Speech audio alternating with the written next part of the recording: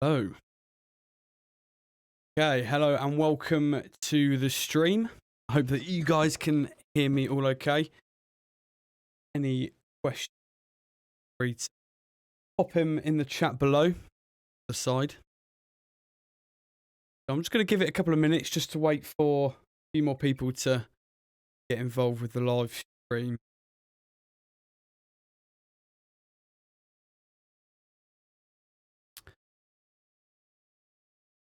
Okay, so this is a live stream, basically talking about going through areas of a mixdown.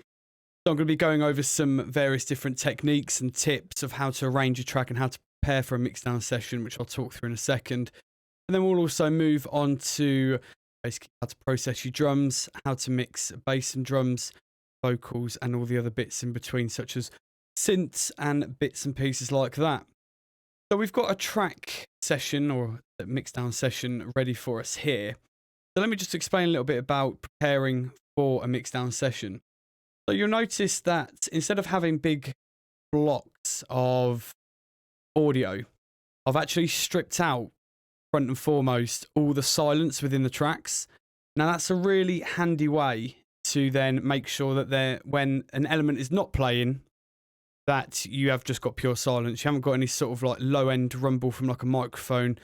Even if you've got sort of hi-hats that have been recorded live, you do tend to get a bit of low end rumble from the microphone being on the stand and it comes up from the floor. And all that sort of unnecessary energy can sort of build up and steal precious headroom when you're doing a mix. So that's why I like to strip out all the silence, front and foremost, with the tracks blocked out like it is. Then I tend to go on to ordering the track or ordering all the elements sort of by importance. So then I've got all my drums at the top. Then I go down to sort of bass because they're going to be the fundamental core of the track. And that's what basically makes it sound a lot more solid. And it takes a little bit of working around to make sure that those elements fit together. Then I tend to move on to the surrounding parts of that. So your synths and your pads and whatever. And then just below the water pluck, we've got a chord pluck which goes all the way through. So then any elements that we've got going all the way through as well, try to look after those fairly early on in the session as well. Then sort of last, but by no means least, I tend to do the vocals because I always want, it's quite a poppy track, I want the vocal to then sit on top of the mix. So I'll just find it an easier way. Once I've got the solid foundations of the track, I can then manipulate the vocals far easier within the track that's already there as opposed to trying to get everything else to fit around the track. Then below that, we've just got our effects. Well, we've only got sort of one track of effects because they've been pre-bounced down by the client already. So that's relatively easy to mix in as well. So I'm sorry if the voice drops out a little bit here. I've had to put a noise gate on, obviously, because I've got the loudspeakers in my studio coming out so I can hear actually what I'm doing, because I'm not going to do this through headphones because that's not going to benefit me much in any way, because I am doing sort of, this is a real mixdown. And I want you guys to join me on that. So I am doing it for the loudspeakers. If you can start hearing some feedback or whatever, just let me know in the comment section below. I might have to mute the track, play the actual music. So what I'm going to do, I'm just going to play you through the track as it is. So this is sort of a pre-mix, if you like. And then what we'll do, I'll go into the elements and dive straight in, start doing what I'm going to do. Okay?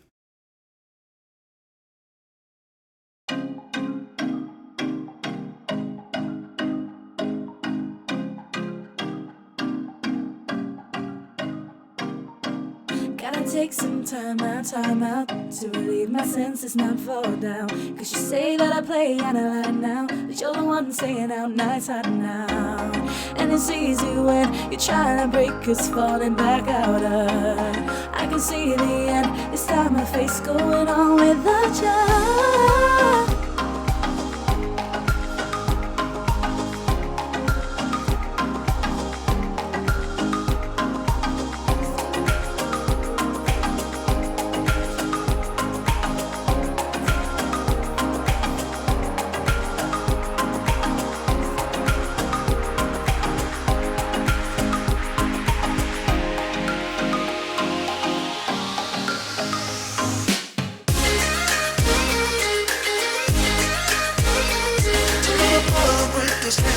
Took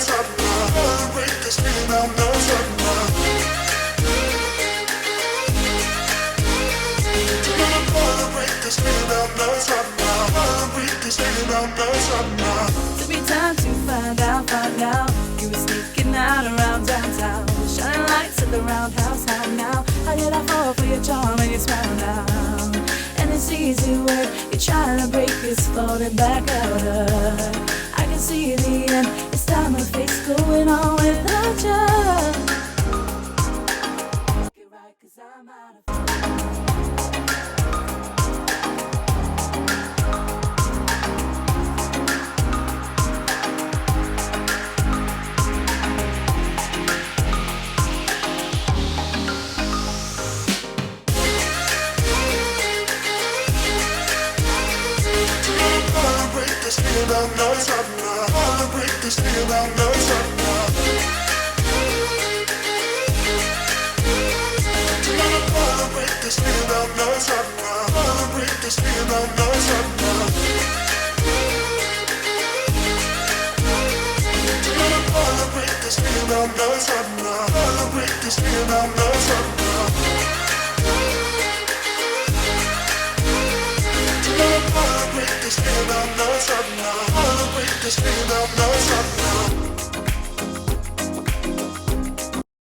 Okay, cool. So the fundamental part of this is obviously the vocal. The vocal's quite strong, something that we need to definitely get sitting nicely on top in the mix. Did notice that the file sent over for the chorus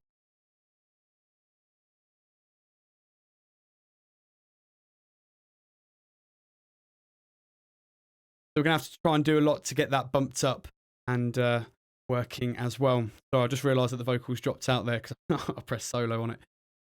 The voice bottom. Okay, so the first thing that we're going to do, the first thing that I always aim for in a mix is concentrating on the most busy part of that track. So this is obviously going to be the main drop chorus. So from bar 25 leading up to 33. This is where the main bulk of the track is actually happening. Let's just have a quick listen to that.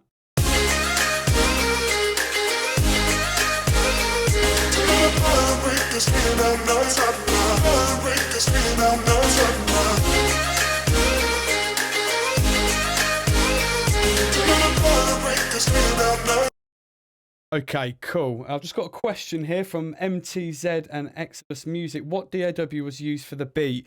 I believe that the chap who made this made it in Ableton. There you go. Okay, so let's crack on with this. So the first thing that I'm going to do is actually I'm going to start pulling everything down and then introducing things one by one. I would normally solo, but because I've got the voice stream as well, I'm going to have to try and figure out how to do it. So if I just highlight all these tracks and I'm going to pull them all down, best way to start a track, commit to it, just pull everything down regardless of what you've kind of started with, just pull it all down and then start introducing elements. And then at the very end, then you can start sort of pulling down various faders, turning a few bits up as well. So let's just go through this kick drum.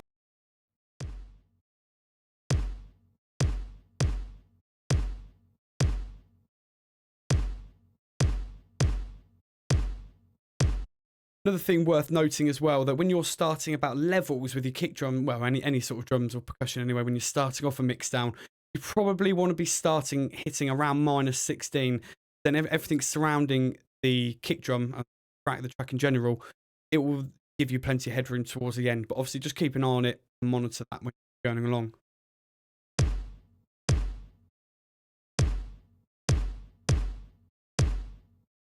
Okay, so there's quite a bit of low end sort of release on that. So I want to try and tighten that up a little bit as well.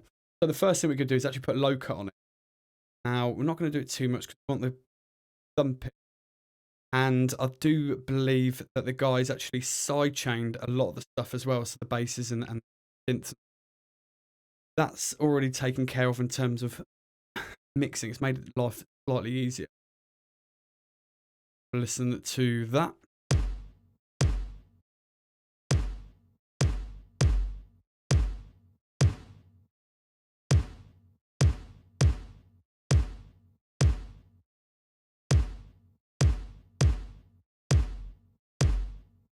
Yeah, so there is quite a bit of release on that one. So there's another plugin that I prefer to use with an EQ when I'm low cutting stuff, purely because of the shelf that you get on it, or the sort of the steepness of the curve, and that's FabFilter with Pro Q2.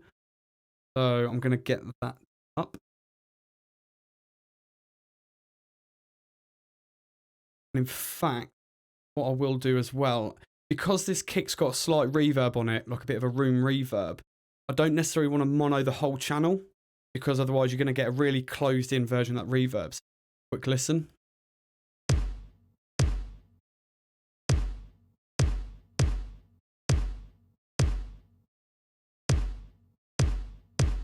It kind of loses that space a little bit there. So it's very minute, but it's still, obviously, it's not my job to then touch the effect of what's happening within the track down to the producer.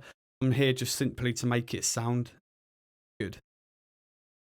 So I'm going to leave that in stereo.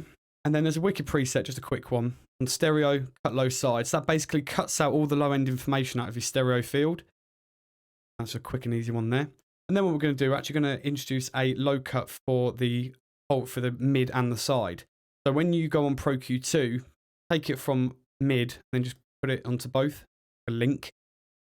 And then what we're going to do is put this curve, this sort of steepness, all the way up to 96 dB.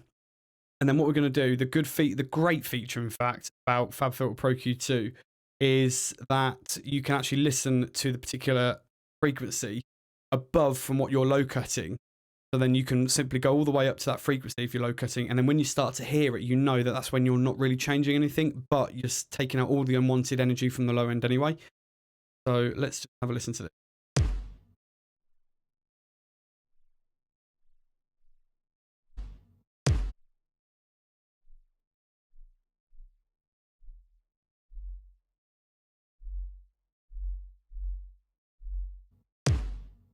So as you bring it up, you can then just start to hear the low end coming in. So all that other stuff that you don't want, you can get rid of it, and it's actually not going to make much difference to sound. It's just going to tighten up that low end just that little bit more. So let's carry on with that.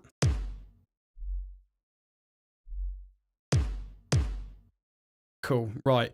And then what I'm also going to do, because I do want the release to then just tighten up a little bit. I don't want it to be so overdrawn. And what I'm going to use is Native Instruments Transient Master. Now, this is a great plugin to add attack to certain elements as well. So if you want something to really smack hard, which I'll actually show you in a minute on the next loop that we've got going on this track, if you increase the attack, then it just accentuates the initial transient, so the hit. And if you boost that up, you're going to get like some really nice sharp sounds. So it just brings that out a little bit more. You can also use it in a sort of way of almost like parallel compression. So you can have this, send out your track onto a bus, put the transient master on there, increase the attack, and then gently increase, basically mix in the two together, and then you get a really nice fat sound out of it, which we might actually do in a minute. I'm going to go through the track first, and then if I want to make any changes, I will. So, as I say, I don't need any of the attack on this because it's got quite a harsh one already. In fact, I might even bring it down. It does work the other way as well. So, yeah, like I said, I might bring it back a little bit and just tone down that smack as well.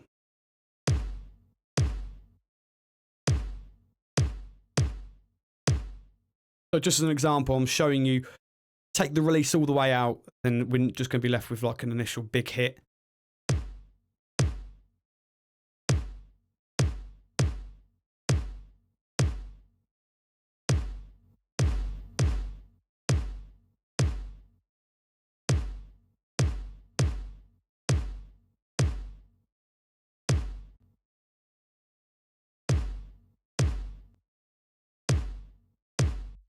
Okay, cool. So that just makes it sound a little bit tidier, a little bit tighter.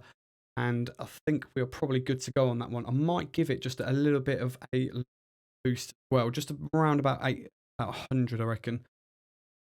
That one there. Double click this band frequency, top in 100. And then I'm going to increase the Q-tip on that. I'm probably just going to give it a boost of about 1.5. Give us a nice bit of low end additional thump. Now, it's always good to reference with your plugins on and off as you're going along. Because if you've got a plugin on there you might think is actually doing something, but it's not, just get rid of it because you don't need it. If it's not actually doing anything and makes a difference in your mind and you can't actually hear the difference, just get rid of it. You're just taking up precious CPU. So, and there's also a bit of a skill to actually say that's finished, that's done. Or if you get a track, to think that actually doesn't need any processing.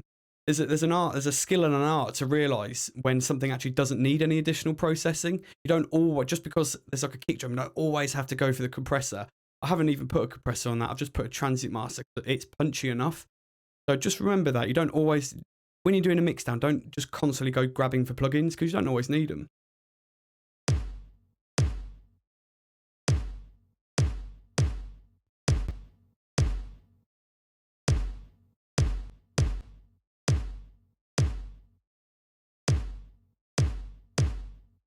Okay, and with those couple of extra touches like the boost on the EQ as well, we've actually bumped it up by about 3 dB. So what I'm going to do is actually just pull this down slightly by about 2. And then hopefully we're going to be hitting around -16 again. It's just a good bass start that I like to work with.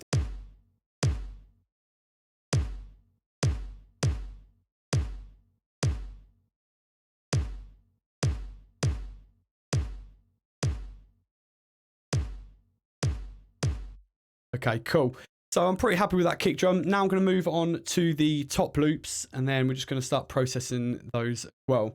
Just had a few questions on the Facebook group as well about how long is this going to go on for. I don't know if that means it's rubbish already, but you can't really rush a lot of this stuff. So I dare say probably around about 2 hours max. I'll try and cover as much as I can within that time. You can spend days, if not weeks, sorting out a mix, depending on how complex it is. This is relatively simple, because we've got a lot of it sort of grouped up into tracks and exported as tracks already. So, yeah, we should be okay on that one. So let's move on to this top loop here, and then I'll show you what I'm going to do.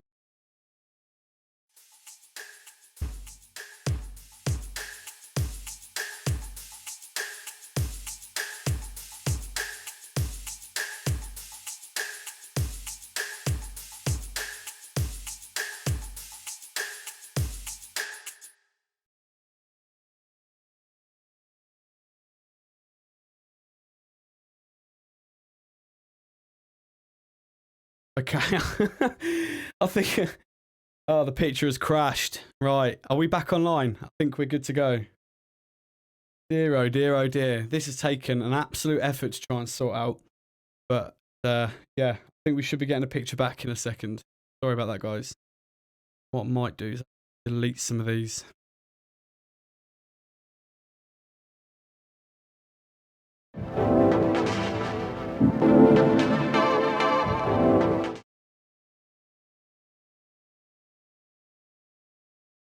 Okay, right, I think we are back on track. Sorry about that, guys. Oh, technology.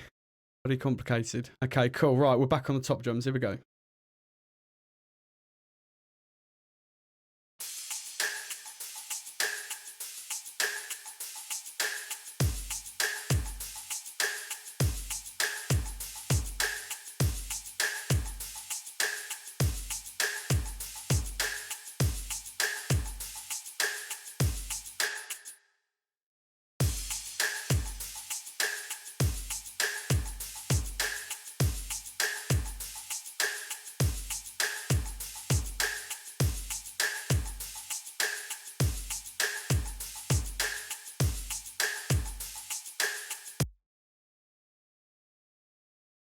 Okay, so what I'm going to sort out in this bit is any problem frequencies. Now, I know that as a whole, it sounds okay.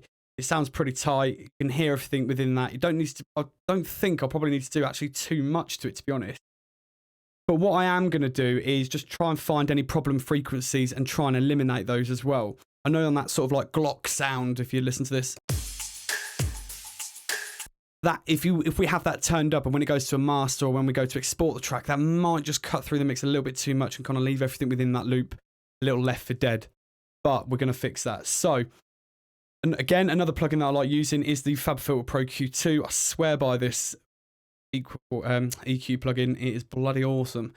So let's have a little listen and a little look what's going on.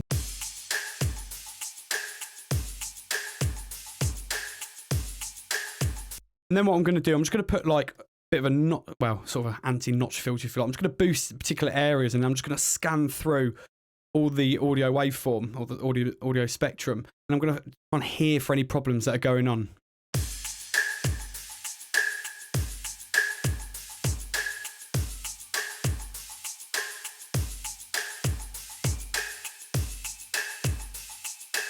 So you can hear there, that's quite a problem frequency. It's a really harsh sound, and we don't really want that in there. So what I'm going to do, simply reverse that all the way down, and I'm actually going to get rid of it.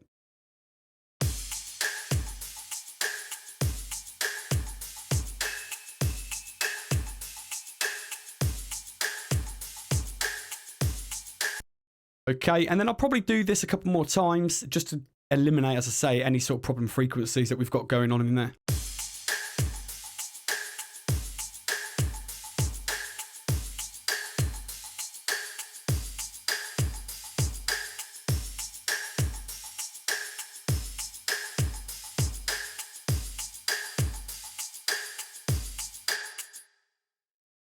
Just hear that bit of resonance going in there as well.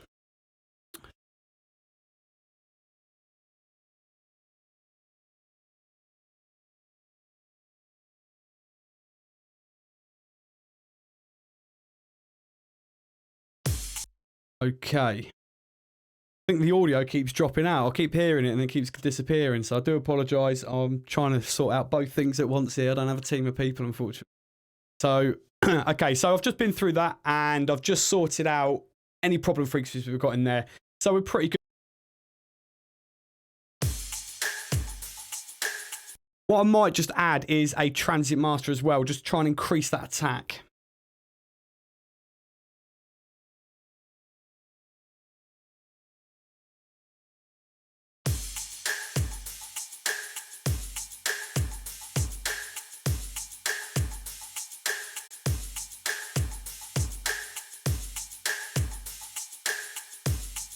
Okay, cool. So what I'm going to do is actually start working through this a little bit quicker like I normally do, because I don't want to lose momentum as to where we're going. We can go back and fix stuff sort of later, but I will be talking about different various bits that I am doing as best as I can. So I'm going to finish with the drums there. I'm going to bust them out in a minute, and then I'm going to basically sort them out even further that way. So then we've got the bass.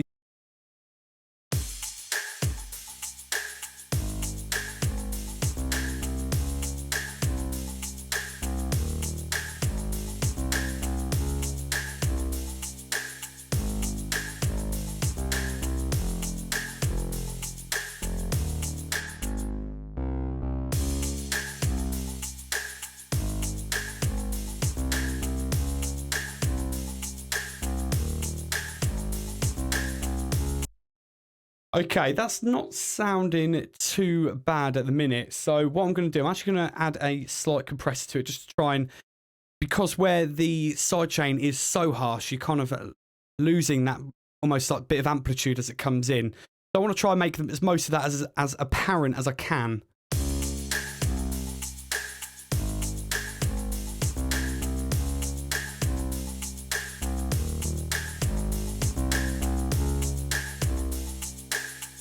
Now with the compression, I don't want to over compress it. I just want to try and even out some of those dynamics. And a great starting point for compression is a ratio of 3:1.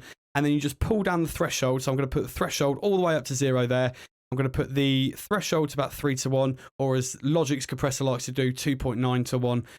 Don't know why it does that, but just leave Apple to what they're doing. And then I'm going to put the attack all the way down. In fact, no, sorry, I'm going to leave the attack a little bit up because I want to hear that initial transient of the bass. Then I'm going to pull this threshold down and still until on the meter, I can then start seeing a gain reduction of 2 dB to 3 dB.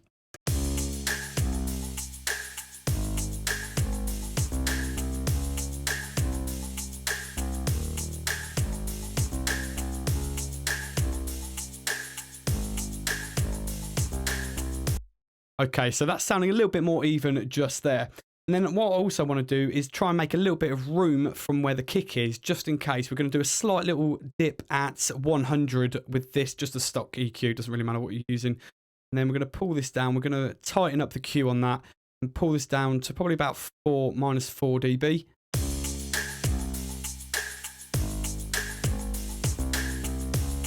cool. And then what we're also going to do is add the Waves R bass as well.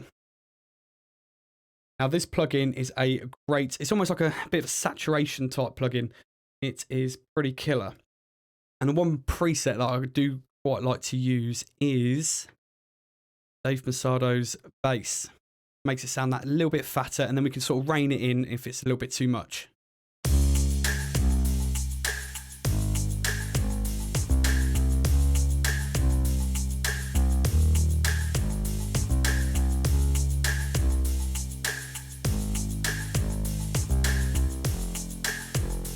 So that R bass just makes it sound nice and fat, and it just gives it that little extra low end bump, and it just makes it sound a little bit more warm.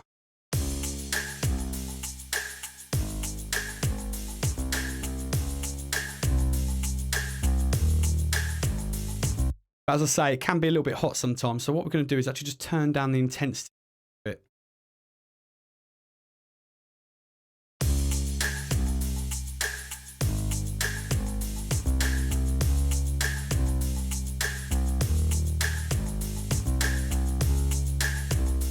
Okay, cool. And the final thing that I'm going to add is a overdrive plugin. Now, what the overdrive plugin is going to do is add some additional harmonic frequencies to the upper end.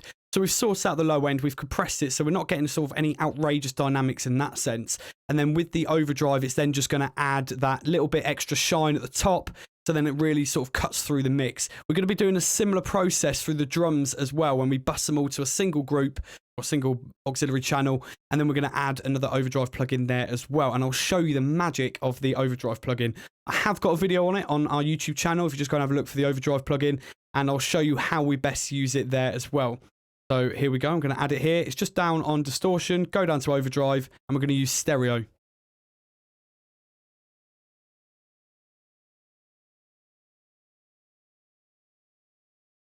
Now, you're probably wondering why I just put 2 dB of overdrive and then the output of minus 2 dB.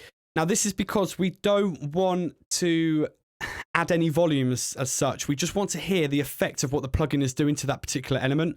So if we match the input by minusing the output, then we are purely just hearing the signal going through the plugin, and we don't have to worry about headroom in that sense.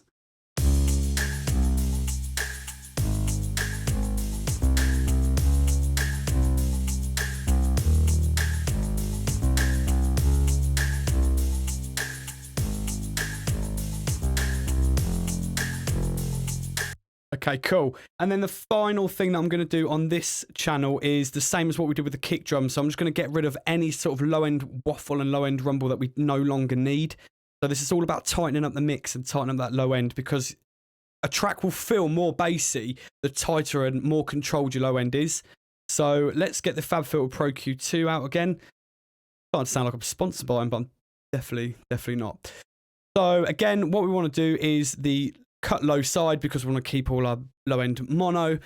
There is a bit of a debate as to why you need to mono low end and everything, but if you're making club music, 99% of club sound systems will sum the low end from whatever frequency they decide to sum it at. Now, you always want to save yourself by making sure that your low end's mono in that sense. But that being said, there is plenty of examples where a nice wide stereo bass does sound pretty killer. But, you know, just test it and see how you're getting on. But typically, if you're making music for the clubs, you want to mono your low end. So again, like we did with the kick drum, we're going to listen to the frequency, bring it up, put it to a steep curve of 96. And then when we start hearing that low end rumble, or what we kind of gauge as the characteristics of the bottom end, that's when we're going to stop our low cut.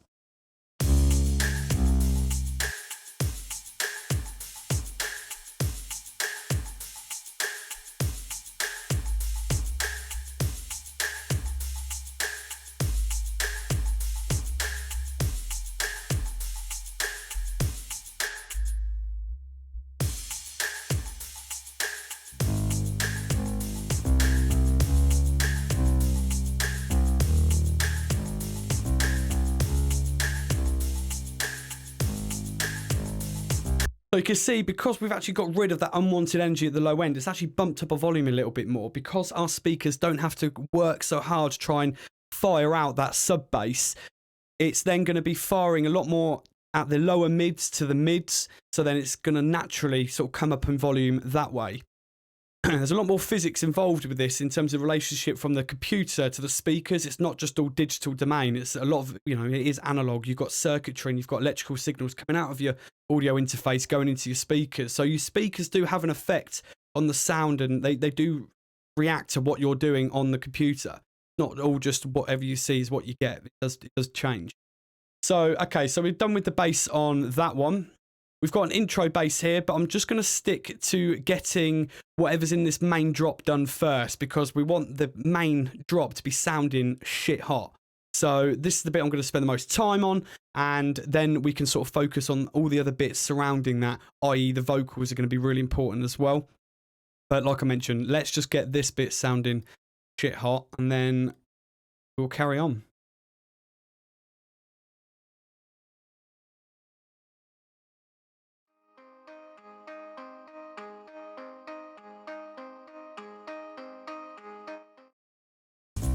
Okay, so that part's not an integral part of that drop. There was a stab down here, which I'm going to bump up to here. And this bit was a little bit more important than that music box going in the background. So that's what I'm going to work on next. I keep bloody soloing it.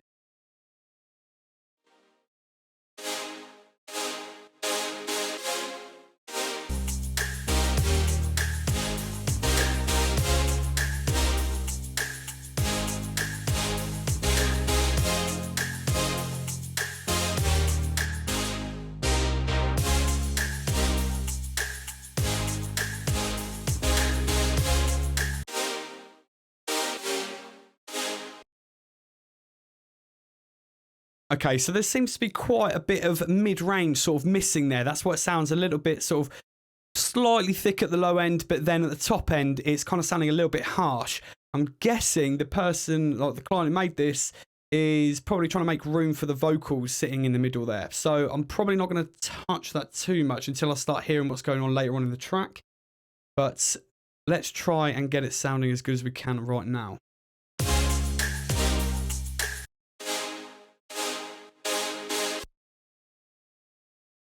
So as I mentioned, there is a slight dip in the mid frequencies there, and then it sort of comes up towards the end. So I was thinking it was sounding a little bit lacking in the mids. So let's try and fix that.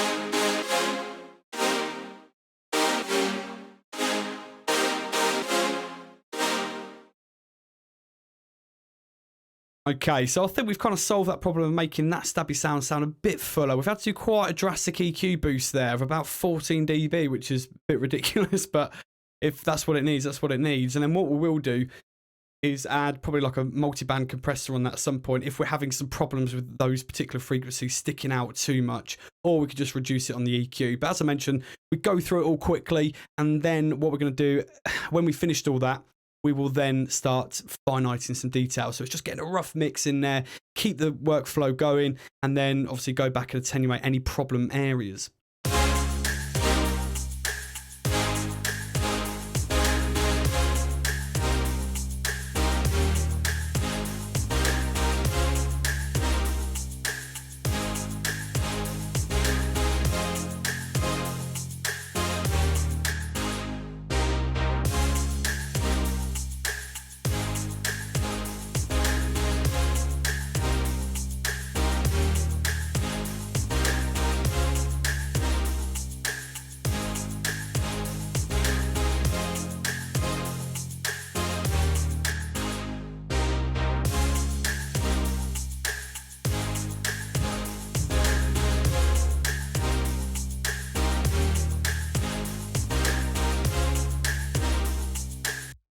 Okay, so what we're going to do is actually turn down that bass a little bit.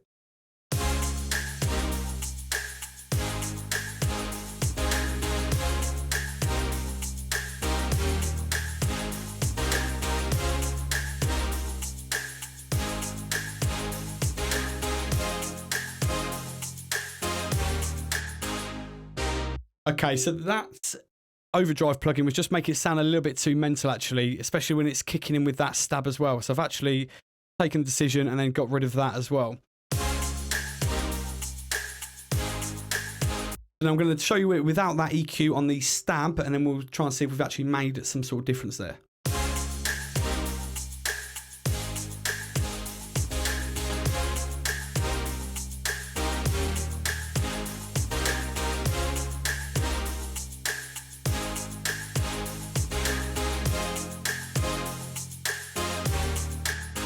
So even just with the EQ, I think we've made that stab sound a lot fuller. Sometimes all you need is just a bit of EQ. You don't need to just constantly go grabbing for the compressor.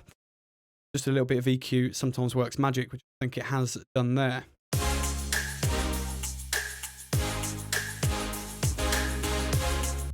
Okay, cool. So what we're going to move on to next is probably this little chord pluck thing here.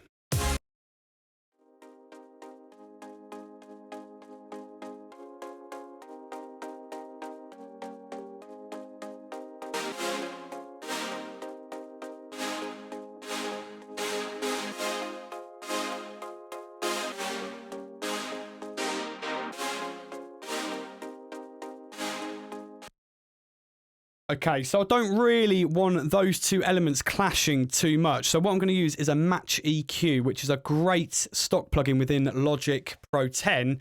And it allows me to replicate the EQ curve of one thing, match it on another channel, and then you just flip reverse it.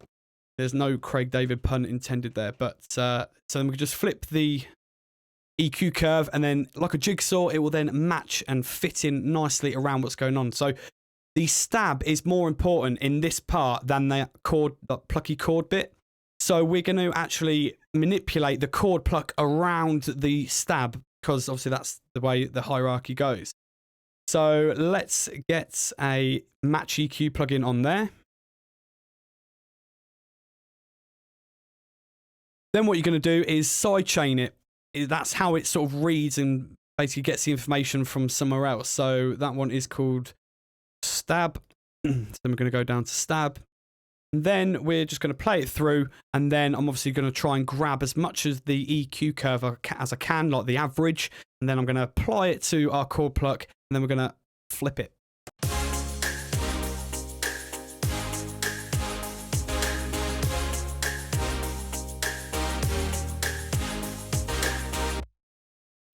So there we've just stolen the EQ curve from the original stab, and now, as you can see, it's then accentuated all of that onto the EQ that we've got on the chord pluck. Now what we're going to do is this little icon here, we're then going to pull that down, and then it's going to reverse it. Now I like to be quite surgical with these type of things, so I tend to take the smoothing off, just so it really fits in with the jigsaw, but if you want it to sort of blend in a little bit better, then obviously put the smoothing up, or else it can almost sound a bit too separated if you do it too much. So let's just try and sort of mix the taste, and then we can obviously just mix them in really. I'm going to get on with it rather than waffling.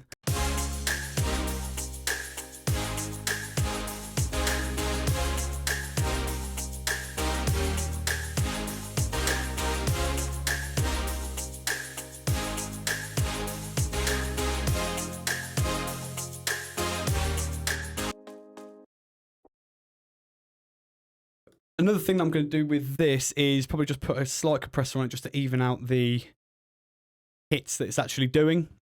So I'm going to put just a standard compressor will do. Because the compressor sound isn't really integral to the actual sound of it itself, we're not going to be listening out for the compression because it's only a bit that sits in the, it's not very present within the track. So it's not overly important of how good a compressor sounds. So this is more than good enough for us. So again, 3 to 1, take off the auto gain. We want to hear, it's quite a plucky sound, so we want to hear the initial transient, so we need to put the attack a little bit up, because we want to hear that first hit. And then just leave the release to auto, and then we're going to pull down the threshold and wait till we get to sort of about 2 to 3 dB of gain reduction.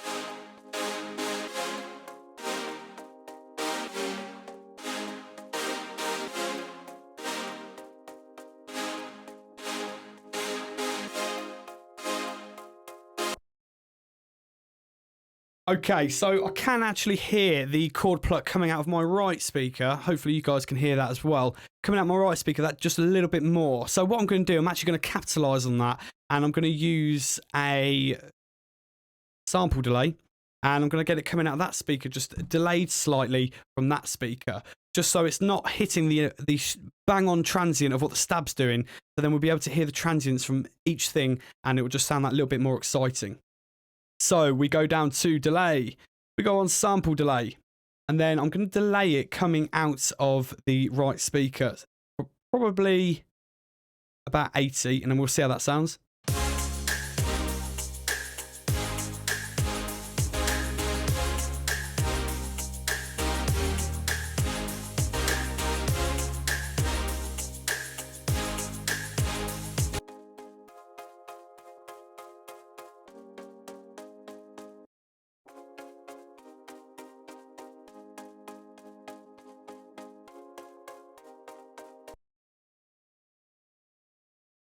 Right, so what we're actually going to do is delay it out the left speaker so it accentuates on the right speaker. I've got my left and rights mixed up. I haven't done that since school.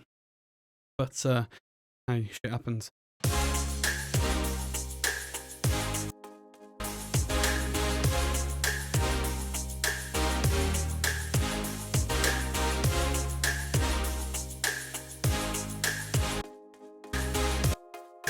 Okay, so we're just going to add an extra little bit of EQ just to give it a nice little boost.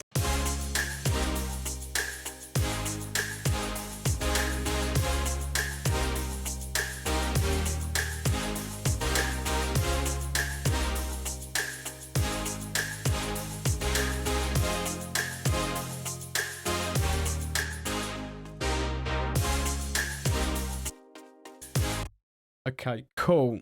So now what we're going to move on to is this music box we've got at the top here. It's going to be similar to the chord pluck, I believe, and we're just going to try and mix it in the best we can as well. So let's have a listen.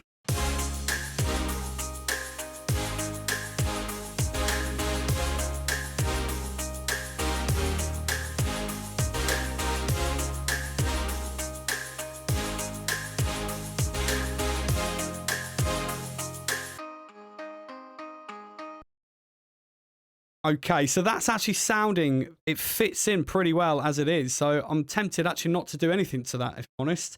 It kind of, you can hear it, it sounds clear, you can hear the notes, you can hear the timbre of the instrument. So like I mentioned previously, it's not a bad thing actually not to do anything to something. If it sounds good the way it is, trust your ears and you're good to go. Thank you for Sennheiser letting me know about their latest products.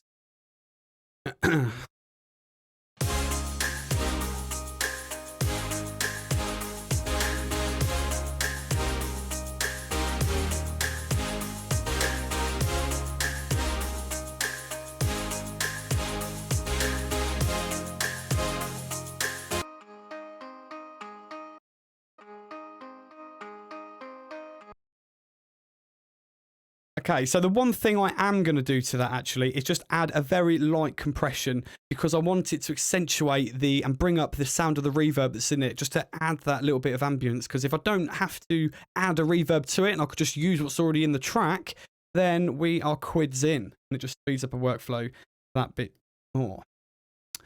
So, like we're going to do, like we have been doing, bring that down. Transients. So here we go.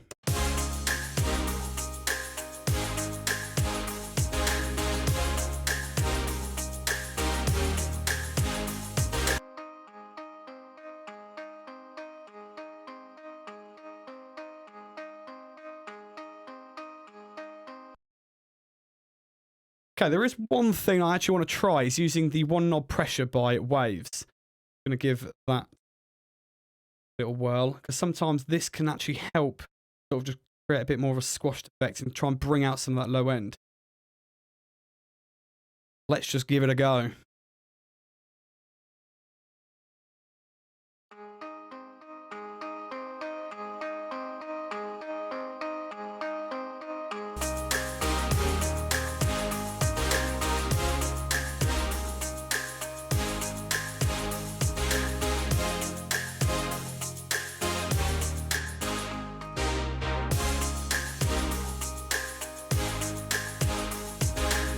I actually think that sounds pretty shit hot, actually. I didn't think that was actually going to work, but this is what I mean. Mixing's all about trying new stuff and helping try and do some stuff like that. So I've just noticed that I've got it in the left. Right, it's not doing anything. So what I need to do is actually couple it, then push that right up to about the same.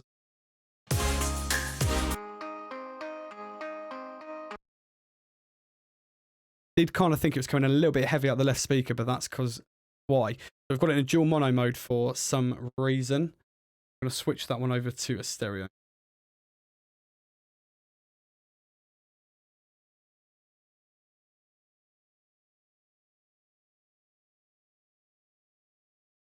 That was my poor excuse for having fat fingers typing the wrong thing in. So here we go.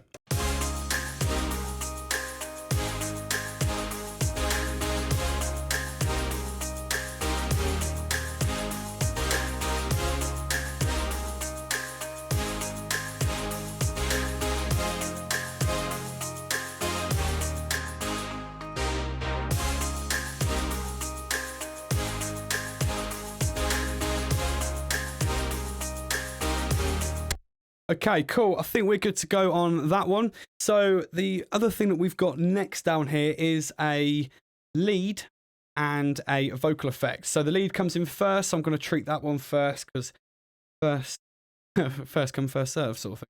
Why not?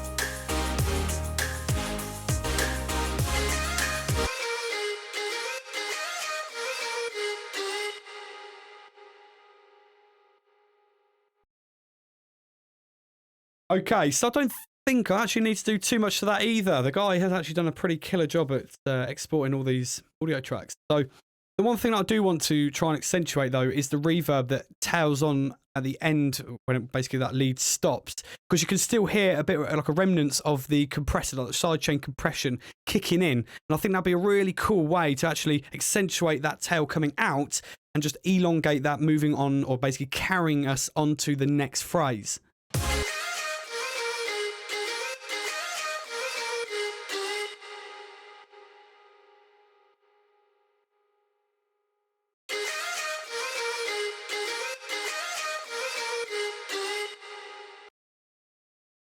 But what I am going to do is actually mess around and try and use a saturation plugin to see if that will actually benefit it cutting through that extra bit more. So, microphone there.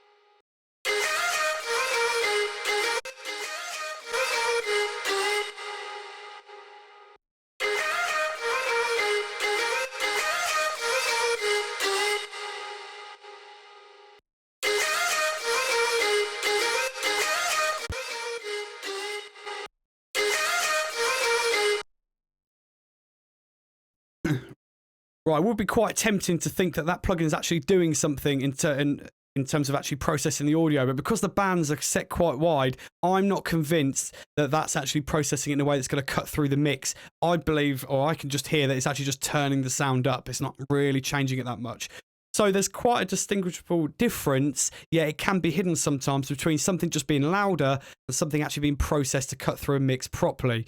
So don't always be tempted again to just, when you grab a plugin, just because it's louder, it's better. That's not always the case. Sometimes you just need to strip everything back, try and work with as little as you can, and then if you need to add something, then start doing it. It's all about a mixdown is about enhancing the sound. So just listen with your ears, I suppose. And then, yeah, like I mentioned, I don't believe that I can't trust that enough, or basically, I don't think that that's actually benefiting the sound that much. So I'm going to go back to a trusty compressor and then try and get that tail end of that reverb from the lead eking out a little bit longer.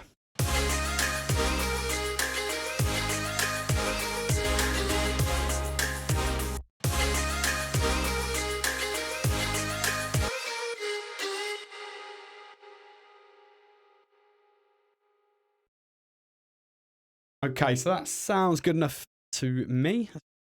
Going in.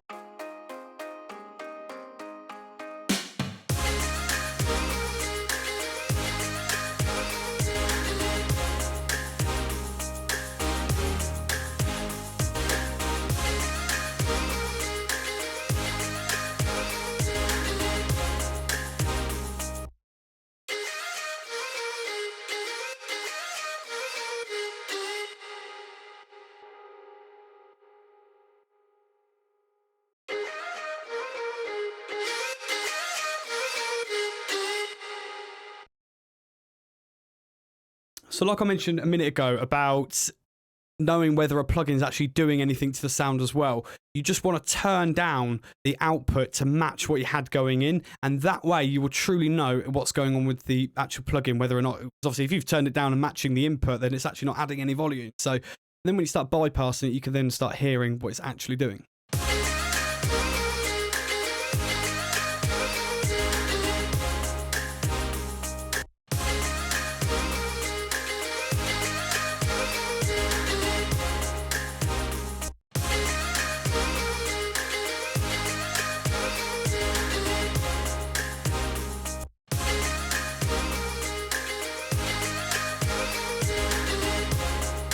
Okay, so the trusty overdrive has not let me down again.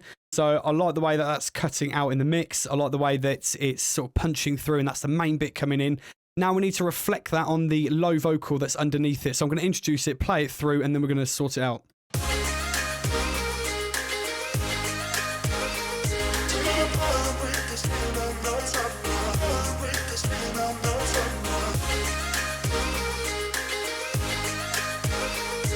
Okay, so we've got a bit of a call and response thing going on here. So we don't want them to sound...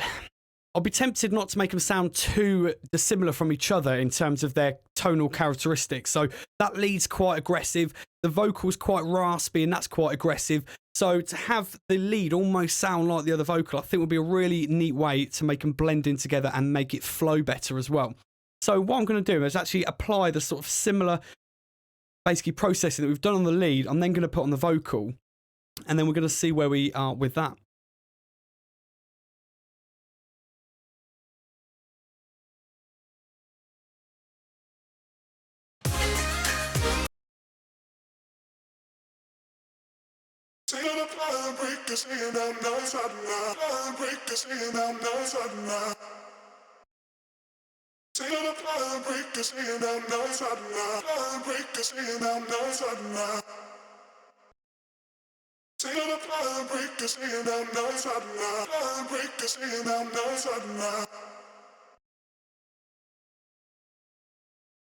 Okay, so there's a slight little bit of de-essing going on there, which I actually want to sort out, because then when we go to apply the overdrive, that's just going to overdo it a little bit, and it's just going to have it a bit too harsh on the ears coming out.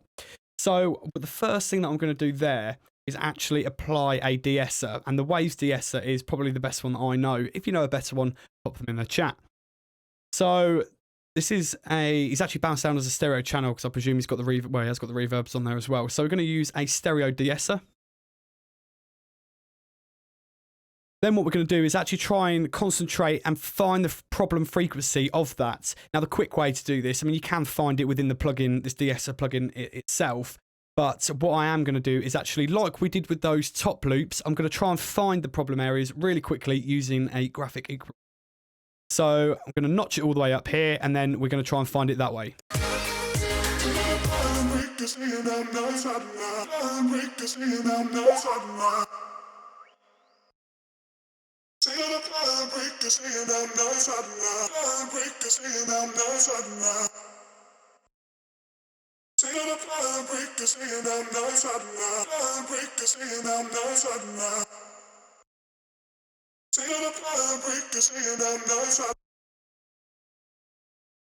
Okay, so we're probably looking at around about 6,500. We just start playing. Seem to want to let us, so we'll just scroll up there. And then the threshold, in terms of where we want it to actually like to start dipping, we will then play with as we're playing. We'll play it through, and then we'll pull it down until we get sort of a nicer sounding S on the bit.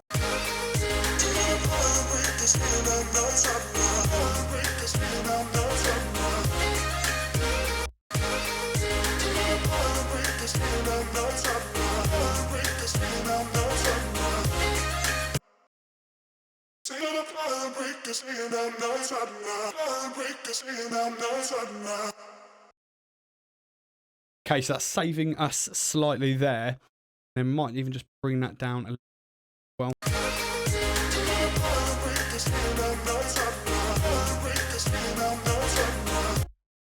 Okay, cool.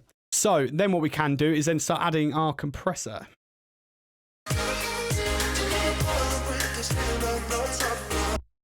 Okay, so I'm going to get rid of that channel EQ because we need it. We're going to put a compressor on there as well. Max Scope has said bye. Bye. Hope he has a lovely day. So I will be getting to your questions in a minute, guys. I'm just going to run through a bit of this, try and get the fundamentals of this middle section done. And then if you want to get your questions in now, guys, I'm more than happy to answer them along the way as well. So as I mentioned previously, there is a bit of a delay. So just try and get those in, and I'll try my best to answer them as quickly as I can, okay?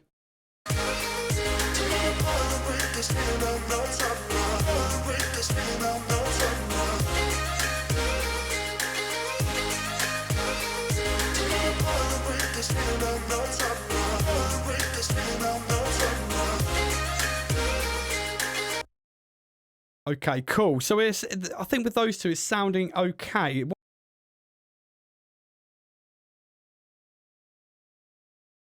What I want to try and do is add that overdrive plugin again and then see where we are with that.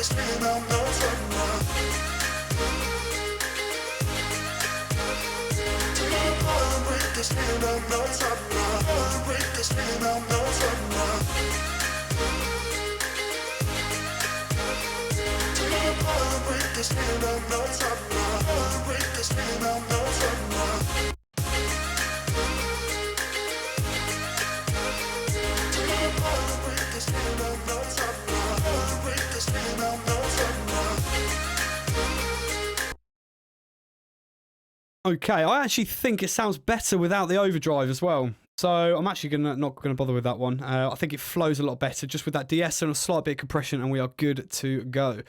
So I think we have pretty much all of our main elements within there. Oh no, wait, we've got an xylophone as well, which we have narrowly missed. So let's try and get that one in there as well.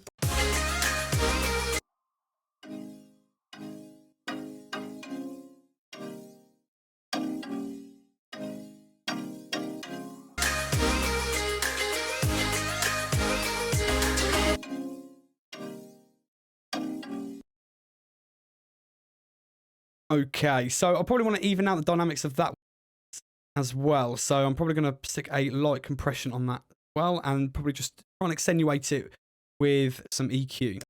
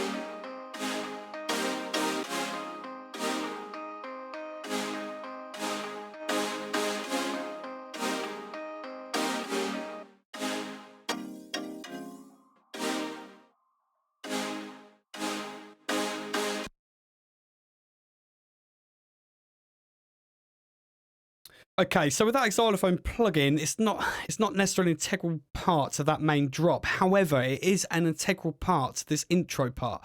So you can see it's more or less the only thing that you come in with. So I'm going to make sort of a decision here, and I'm then going to slice them and put them into two separate parts because I believe that they would benefit being processed differently.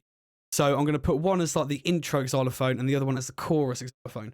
So I need to set my auxiliary tool to scissors, hold down command, and then I'm going to cut along there, slice it there, and then what I'm going to do is duplicate this track, then call this intro Xylo. What a cool name for a band. So if anyone's looking for a name, I copyrighted that. So then we can start safely processing this one here.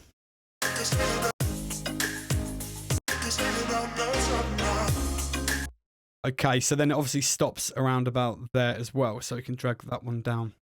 So, and then we can call this one chorus Xylo. Then we can safely be in the knowledge that it's not going to be affecting any other part of the track.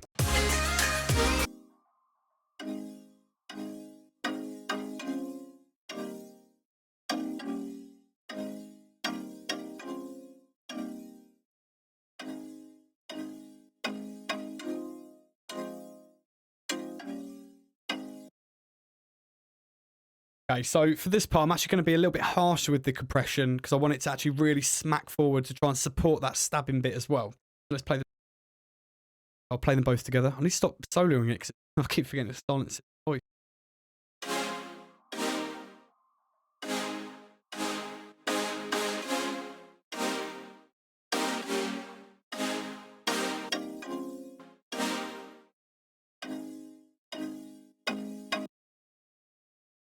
Okay, that bit is very quiet, so I'm actually going to do a bit of a makeup gain on the compressor. Let's put it up to about 9.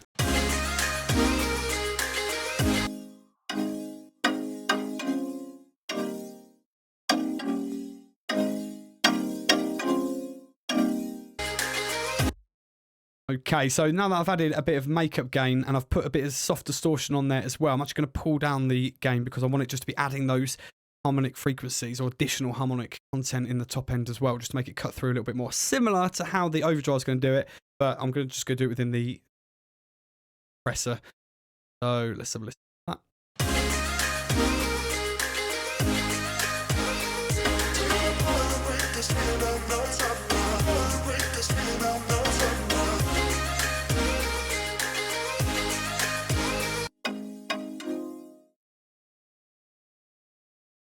Okay, what I am going to try and do is actually make it sound really wide as well. So I'm going to add a S1 stereo imager plugin by Waves.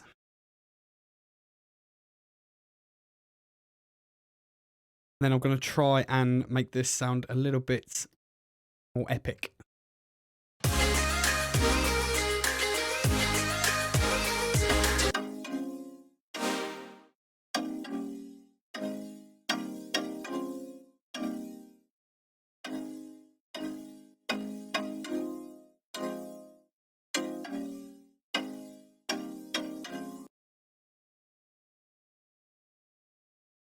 A little tip when you're using stereo imaging plugins, typically they will add a lot more high end to your stereo, basically your frequencies, because they're going to be pushing the tweeters that little bit harder, because a lot of your low end is going to be kind of like mono. It's not going to be that much stereo information in there. So when you increase, when you increase the stereo width of it, it's your tweeters are going to be affected mainly, and they're going to be pushing out the top end of it that bit more, basically. So you need to just kind of like rein that in a little bit. So what I am going to do to combat that, because the harshness of the high end got a little bit too much there, and I don't think it's actually being helped by the distortion of the compressor, I'm actually going to bring that down a little bit, and then I'm going to see how that sounds.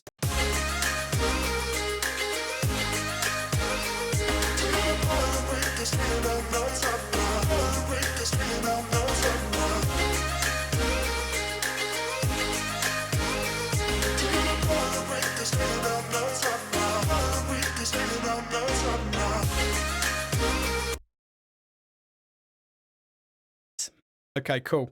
So I'm pretty happy with where we're at with that now. So what I might do is actually just take a couple of minutes and answer some questions that you have here. Right, okay.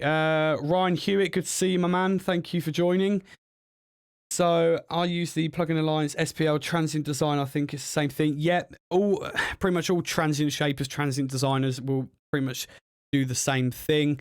Some are just either easier to use, some might sound a little bit tighter, some might sort of even out the curve of the transient a bit better, some might be a bit more linear, some might be a bit more exponential. It just depends on the make. So by all means, play around with a few. Good to see you again. How much room DB do you leave for mastering? I live for DB. How much do you leave for mastering? Well, there's a bit of a debate around this because apparently some people say that if your red line doesn't matter. It does matter. You want to be leaving some room in there for a mastering engineer. Typically, I would send it off with -6 dB, bit of headroom. But as I say, there is a bit of an argument with that, but I've never had any problems with that. I'm sure there are some mastering engineers out there that will totally refute that and think that I'm mad, or there will be a lot that will agree, and some probably don't really care. But -6 dB is more than enough, and I think I've never had a problem with sending that off to mastering engineer, and they've never had a problem with me doing that. So that's how I do it. Thank you for joining, by the way. Nathaniel. Hey Rory, I think that's your name. Yes, that is my name, buddy. What's up? The sky. What's down? The ground. Mascope said bye. Fine. Scroez CVK. This guy follows the channel religiously, and I appreciate your support, dude. You're brilliant. Thank you. I'm so sorry I haven't got your name up, but if you make a project, do you bounce in place your MIDI tracks as you go first? Yes, yes, yes. When you're about to do your mixdown, always bounce down your MIDI tracks. Always try and treat composition and production as separate from your mix, or else you will be there forever trying to make changes. You'll be halfway through a mix and you want to change that bit, you want to change that bit. It's all about committing and sending to print in the old term. So sending to print was basically sending it to the reel-to-reel to go on there, because once it's on there, you won't be able to edit it. So it's all about having that commitment and setting yourself up in a nice, clean session so you can get along doing it. Because if you do this for a living like I do, I need to get stuff in and out as quickly as I can. And if I don't want to be spending a long time like having to like tweak individual MIDI notes, I'm there to make it just sound really good. So I would say, yes, always bounce down. Always, always, always. Some people might say, oh, what if you want to edit with that? Go and do it in the creative stages. That's what that bit's for. But don't get me wrong, if you want to mix down with your MIDI in there as well, then do it. But another good, crucial benefit to bouncing it down to audio is it saves you a ton of CPU. So if you've got a whole track that then is all MIDI, so controlling sort of soft synths and whatever, and then you take them all out and they're just audio, and they've already got the effects printed on them, and then you've got no MIDI, you're not using up any CPU, so then you can concentrate on your mix downs. You can be adding as many plugins as your computer will allow. So, nice to you question, buddy. Yes. Bounce down to MIDI. Bobax, hey Rory, do you hide the MIDI tracks or delete them? Do I hide the MIDI tracks or delete them? Are you referring to the other guy's question? If you're saying after you've bounced them, then I'll just delete them. Yeah, you don't need them because it's just taking up CPU and RAM. So might as well just get rid of them. Sometimes you can hide them if you want. I suppose if you want to hide them, it might be a benefit if you want to go and see what processing you've done before, or you want to check out what sort of waveform your synth set on or preset or something like that. Or if you want to save a whole session so you can show somebody what preset you're using, then yeah, I suppose just hide them and then they can unhide them or leave them, whatever you want to do. Keep your questions coming, guys. That was good fun, actually. I'm going to carry on with this mix now. Probably not going to be an awful lot of talking with this second half. I'm just going to go through it, and if you just sort of watch me what I'm doing, just because I feel like this stream might be overshooting with time a little bit, and I don't want to bore you with too much. So now we're going to work on the intro, and then we're going to try and work our way continuously to the finish, so we have a bounce down of a pre-master. So likewise, Keep all your questions coming in. Bobacks, yes. Bobacks, I love that name. Is that your real name? Let me know. Enquiries, CVK. Just put your name in the chat so I know who to refer to. I feel very rude. So here we go.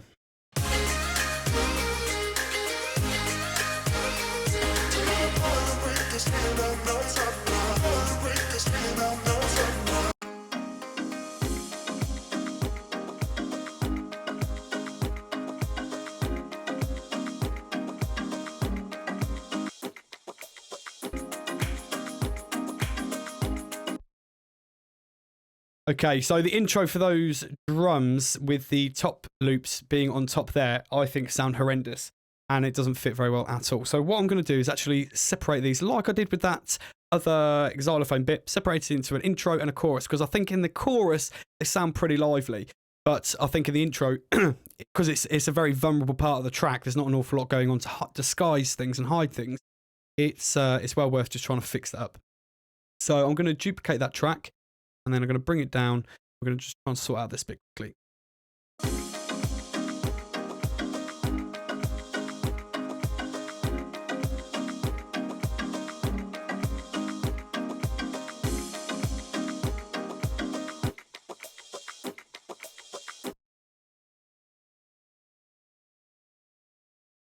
I think what's making it sound a bit strange with like the hard hit there, because it's an intro, it's a build up. We don't want it to be really hard hitting and we don't want to like overhear transients essentially. What we're going to do, because we've got the transient master up there, not only does it increase attack, but you can reduce attack. So I'm going to take this attack, rein it back a little bit to the beginning stages, and we might even bring it back a little bit further so we're actually reducing the attack of that. So let's have a listen.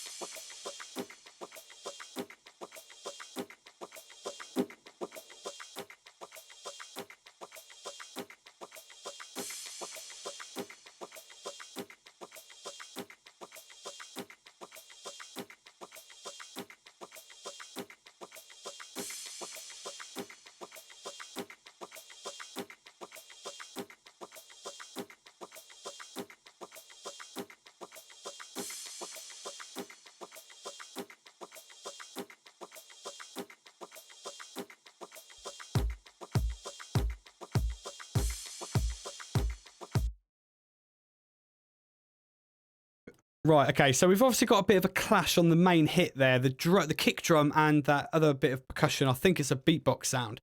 I just don't think they really gel well together and they don't sit on top of each other that well. So what I'm going to do is actually add a light bit of sidechain to the top drum, to the kick drum. Because it's just 4 to the 4, we can get 4 to the floor, we can get away with it. And I think it might just help reduce that initial transient so they're not really sitting on top of each other. I know this is going back to the drums. I know this bit's kind of getting boring, but it's part of building up a good mix down.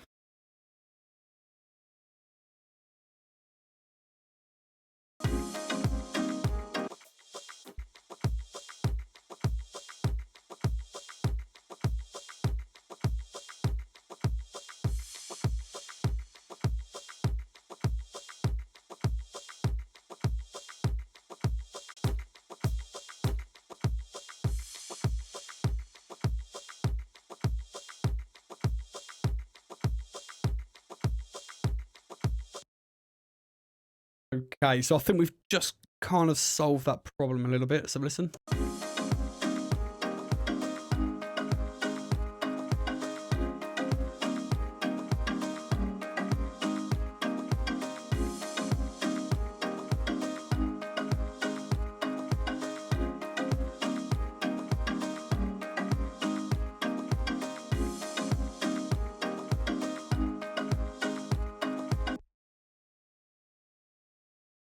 Okie dokie. Right, okay, so that solved that problem. The EQ and the rest of it I'm pretty happy with, so I'm actually going to leave it as it is because I want it to sound drastically different. But I do believe that we've actually solved that one. So that here we've got a intro So let's have a listen to that.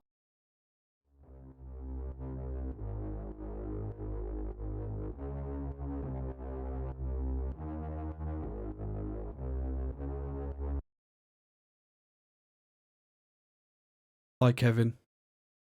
Good to know your name, man. Thank you for following.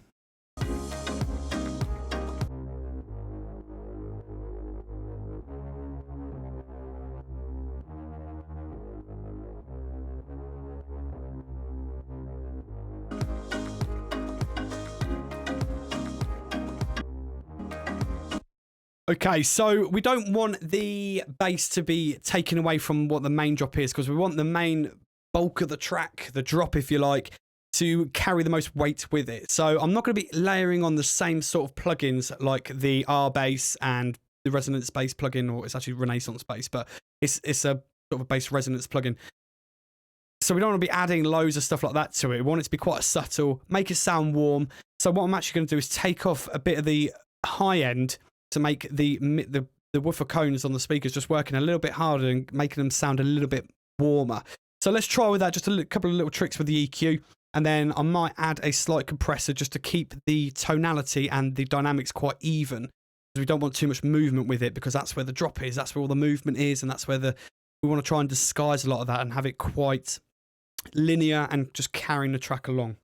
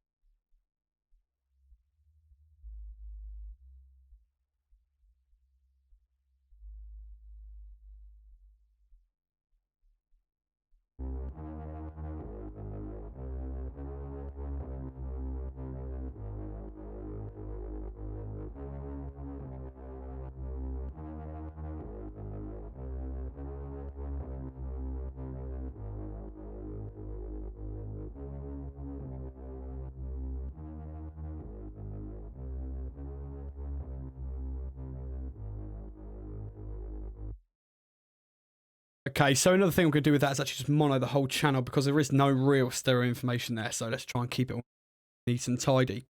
So another thing I'm going to do is then just concentrate on this music box. This should just sit okay, because there's not an awful lot of difference in terms of dynamic range between the intro and the main drop stuff. So I think we're going to be quite all right with that one.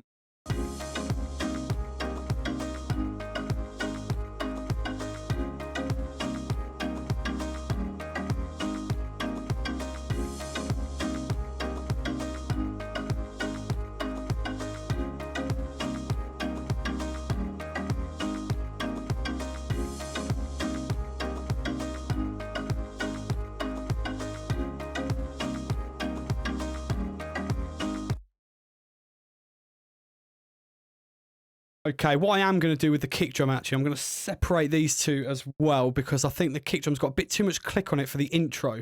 I want it to sound a lot more subtle. I want it to sound a bit more building, and I don't want it to be that hard hitting. So what I'm going to do is separate it on the track. I could automate it, but I prefer doing the things on separate tracks, and I can visually see on blocks on the screen where I am in the session.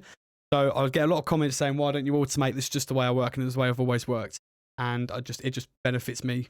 So have to make sense to everyone else but you. So if anyone questions your workflow, it doesn't have to make sense to them, it has to make sense to you, your workflow. So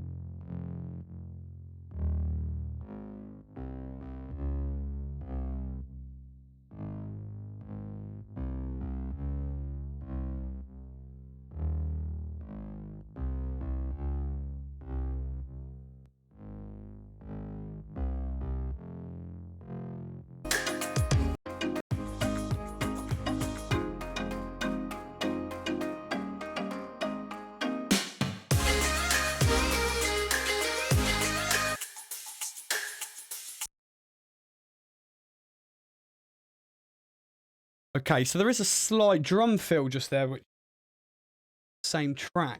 So that's obviously going to be a different type of EQ than what we've got at the moment. So I'm actually going to drop that down to another track on its own one.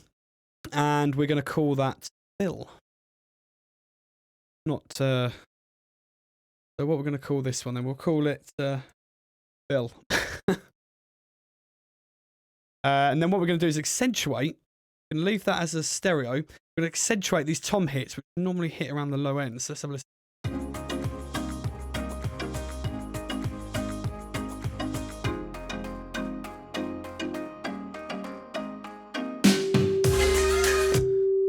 Oh, got microphone feedback in there.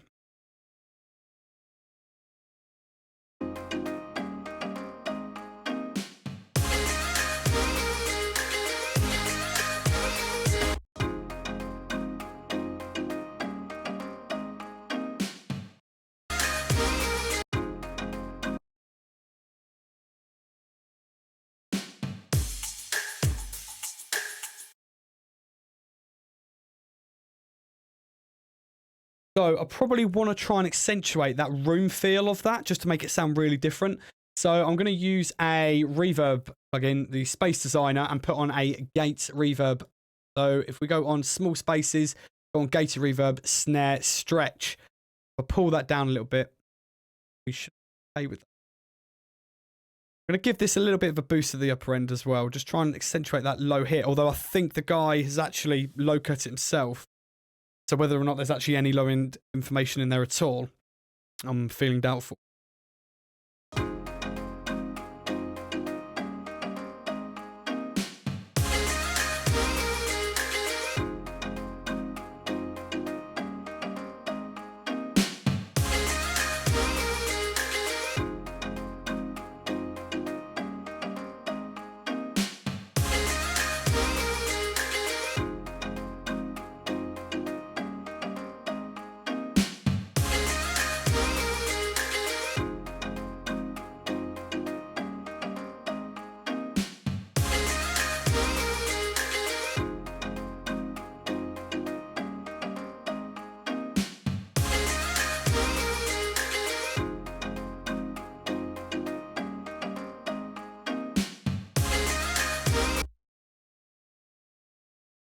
Okay, so trying to eke out as much of the low end of that as possible, I think has benefited that fill a little bit, and giving that bits of room feel about it to make it sound like a proper recorded drum kit. I think it's just accentuated and given a really nice, interesting contrast between that and the main bit that kicks in. I might just increase this slightly and just see how that sounds.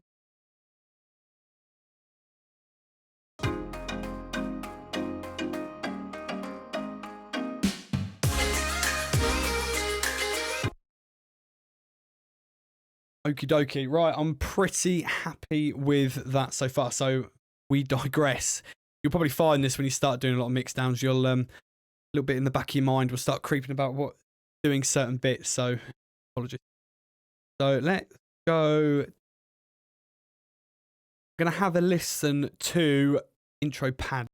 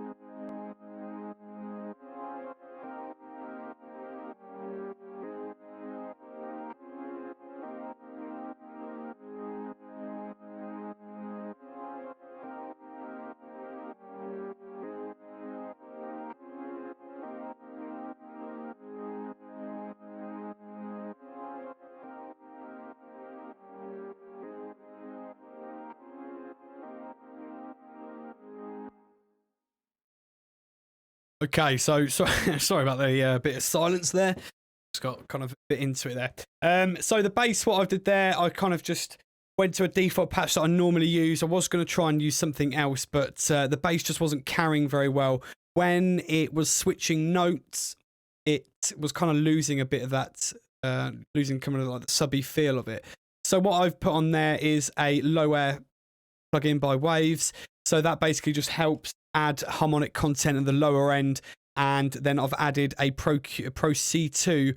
There's a wicked mastering preset on there, which is just dead easy. Every time I go to like go and change it, because when I use a preset, I normally try and change it, get it to sound better. But with that preset, I've never had to change it. So, and with the bass, it just helps really tighten it in, and it just reins it in. So it's the preset 2 of mastering, bass control Mark 2.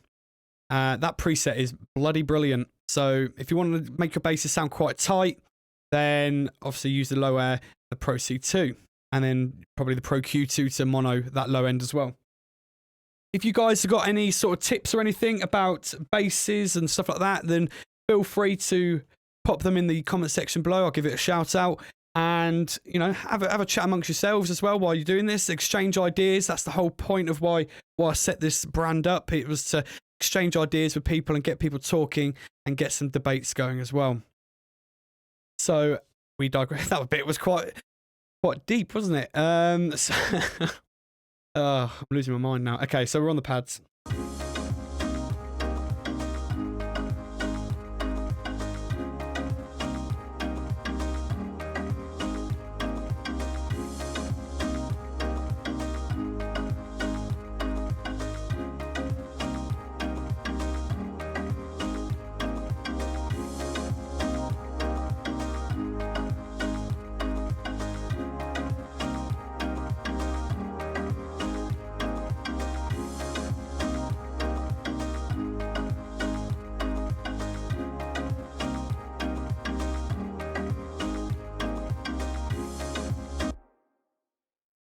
Another word of advice as well when mixing is always, a lot of people say to you when you're mixing, always try and make sure that you can hear everything and make sure you can hear everything really clearly and hear every transient, everything. But that's not always the case.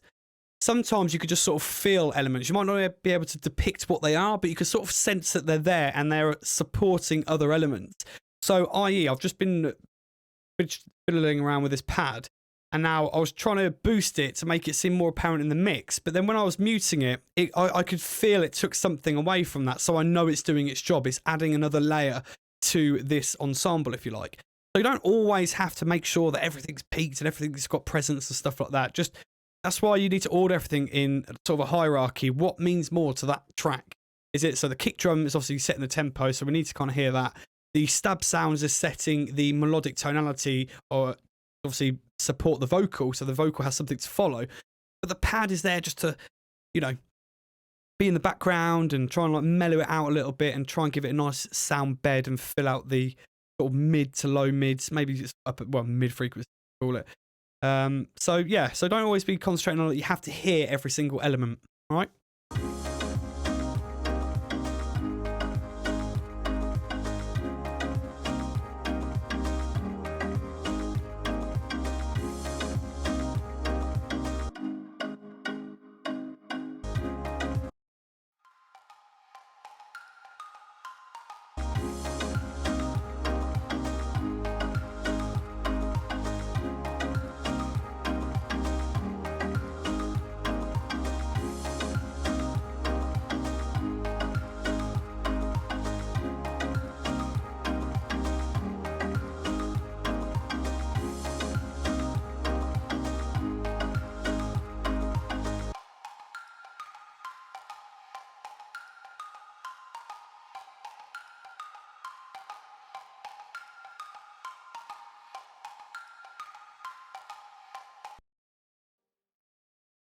Okay, with those, I think they sound good, but probably sound a bit too plucky, and I don't want it sort of clashing with the chord pluck, because we've still got a vocal yet to layer on top of it. So we want the vocal to be the main vocal. And I don't want to take anything away with that by having two elements that are then fighting for space. So whether it's harmonically, frequencyly or percussively. Just think that pluck could probably be with getting reduced. So I think the dynamic range of it's quite even, and I could tell by that by just looking at the waveform. So if I go on track zoom here, it's pretty even. It's not really, I mean, obviously with percussive transients, they're not going to be too sort of perfect half the time, but this one is relatively even compared to most. So I wouldn't be that inclined to add a compressor, but I am quite tempted to add one of the transient master's native instruments. Now it is caked in effects as well, so it's caked in reverb. So I wouldn't want to necessarily add a compressor to then accentuate that reverb in between each hit. So sometimes it's less is more. So let's go down to this transient master in stereo, and then I'm going to leave the sustain where it is and reduce the attack. Go from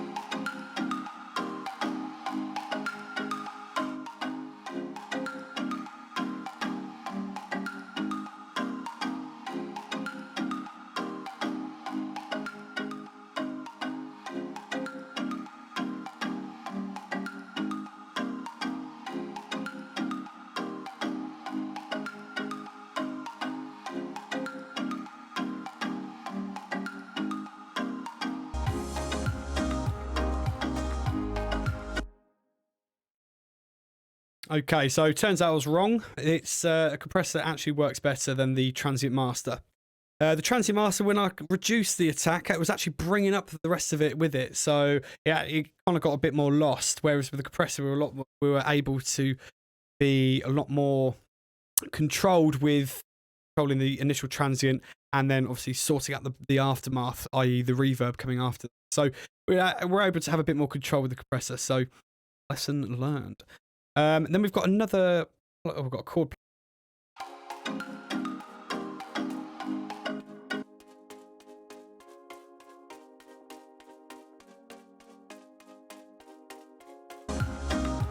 Okay, because we've got that one with the sample delay coming out of one speaker, they're not really getting layered up that much, so we are all good on that front. Right, I think we are ready now to move on to the vocals. So I need the vocals to be sitting on top of this bad boy pretty darn well. So I'm going to play the intro and then just try and get a feel for what this vocal needs.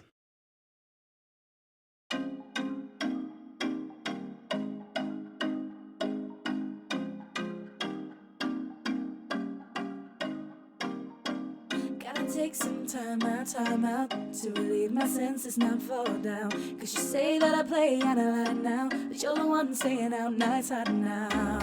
And it's easy when you're trying to break us, falling back out of. I can see the end, this time my face going on without you. Okay, so front and foremost, there is a hell of a dynamic range within that vocal. So if you look at this sort of transient here, zoom in a little bit. So if you look from here all the way to here, we've got quite a big jump. So I'm going to use a compressor, but I'm not going to use a stock compressor because there is another one which I love using on vocals. So we're going to use that one instead. So it is the Waves CLA6.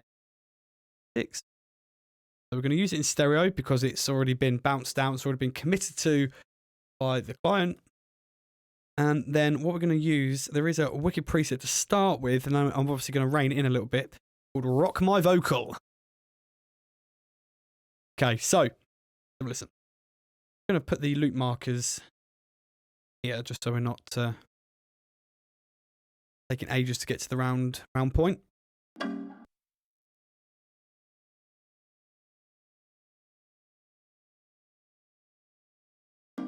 Gotta take some time out to relieve my senses, not fall down. Cause you say that I play out of line now, but you're the one saying out nights out now. And it's easy when you're trying to break us, falling back out of. I can see the end, it's time my face going on without you.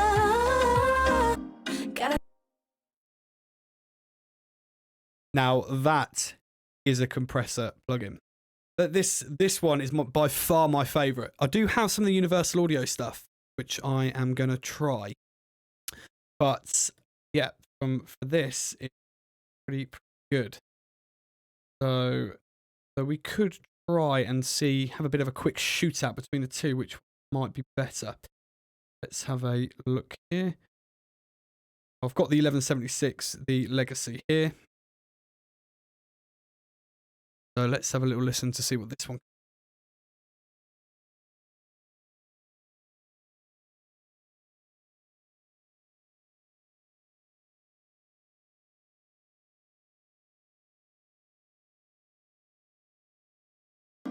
Gotta take some time out to relieve my senses, not fall down. Cause you say that I play out of line now, but you're the one saying out nights out now.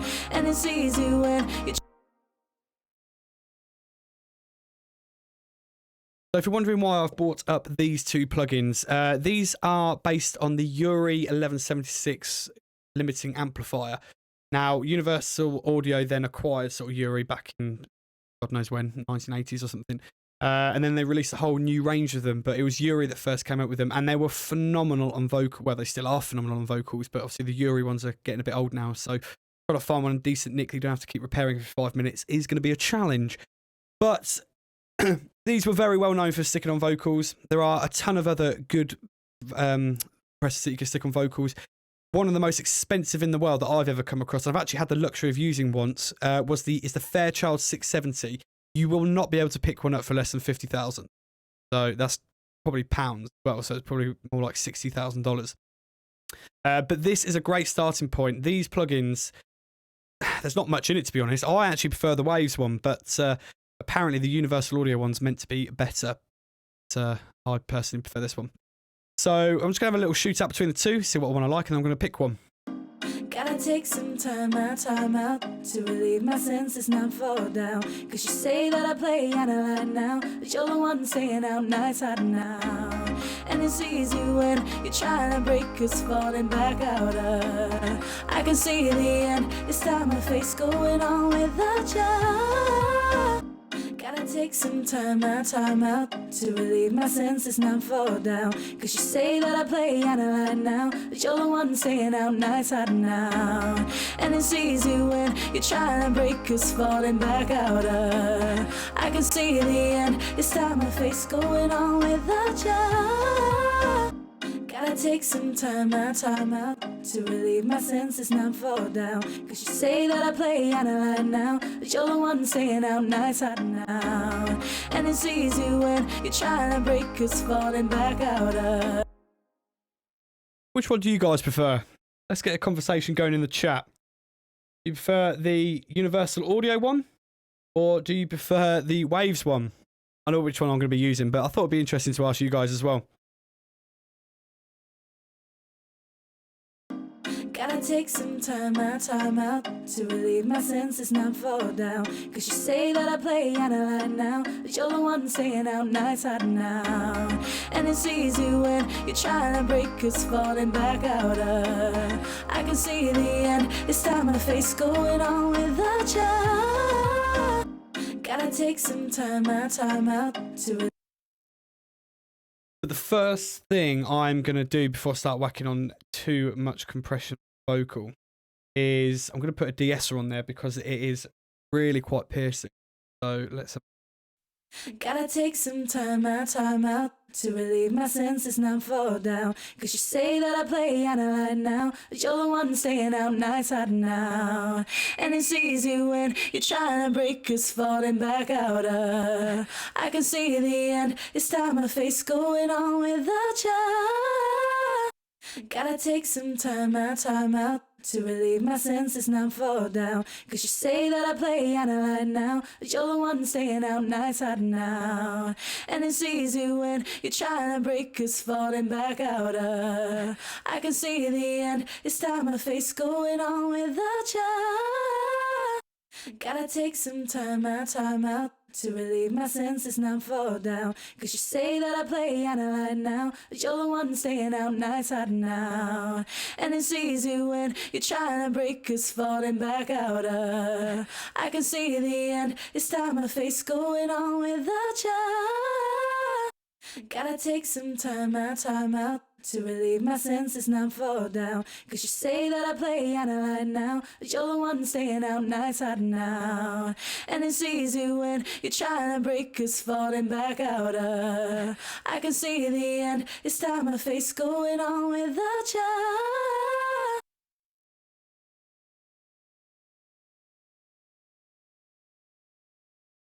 Okay, so there is a slight amount of distortion at the end of that. Could have been better if it was slightly reduced a little bit. So I'm going to try a different approach because the limiting amplifier from the 1176 is just making it sound a bit too raw. So what I'm going to use is the vocal rider. Try and actually use this instead. Try and actually control the level slightly. So what this is it basically emulates the fader on a desk. So before you had plugins like this or automation or anything like that, on the big console desks, someone actually had to what's called riding the fader, hence why it's called vocal rider. And someone would actually have to listen to the track as they're recording it, so printing it to a reel-to-reel or print it to tape. Or someone actually was there controlling the levels. So when the singer got too loud, they'll turn down the fader, and then when it got too quiet, they'll turn up. So that's where the name called from, riding the fader. So you can imagine how much of a ball ache that was. But, you know, someone had to do it. And glad I wasn't around in those times to do that. Instead, I just worked in studios and made cups of tea. So I don't know what I'd rather be doing. So we can obviously, with this, reduce the sensitivity. So how much, well, not the sensitivity, sorry, the range of how much is going to turn up and down. So you can imagine if you have the range very small, that is essentially the same, well, kind of the same, of having a compressor that's really squashing down dynamics. So you're going to have a big sausage. You're going to have very little dynamic activity in there.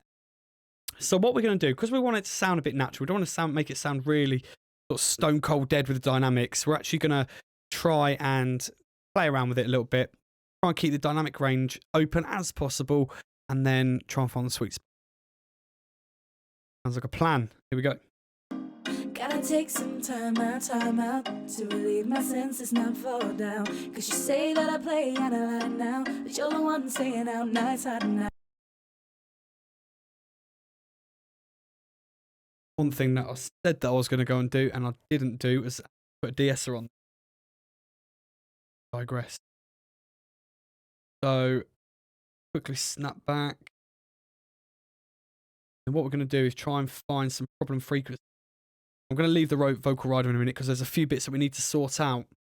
So, I'm going to bring in the Tab Filter Pro Q2. We're going to try and find some problem frequency. There are definitely some in there.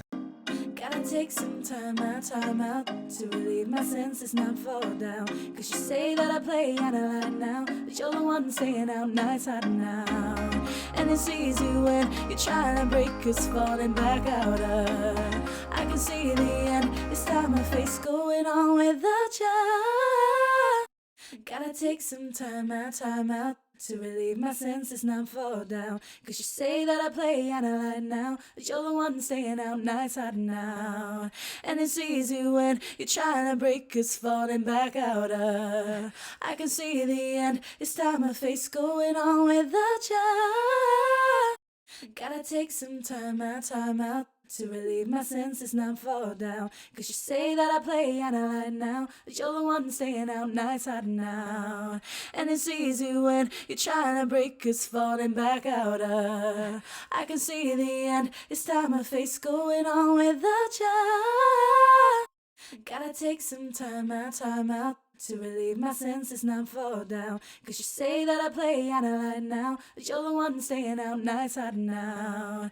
And it's easy when you're trying to break us, falling back out of. I can see the end, this time my face going on without you.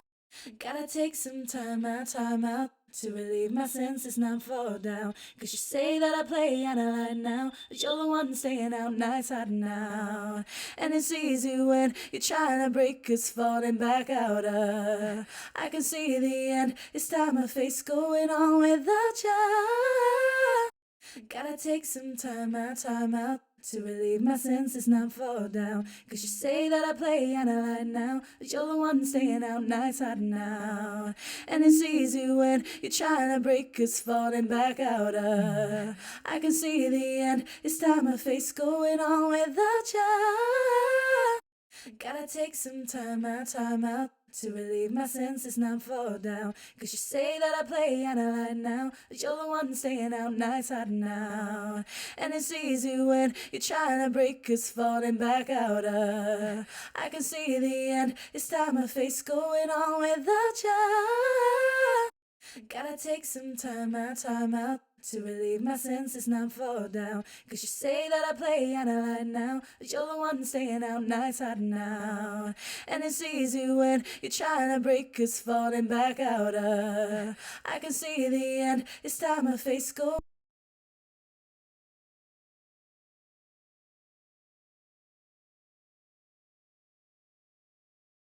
Okay, so I think we've figured out and trying to eliminate some of those problem frequencies in there. So we've just put a notch filter and totally got rid of them, and we haven't changed the sound and the tonality and the timbre of the voice too greatly. So I think we're pretty safe in that respect.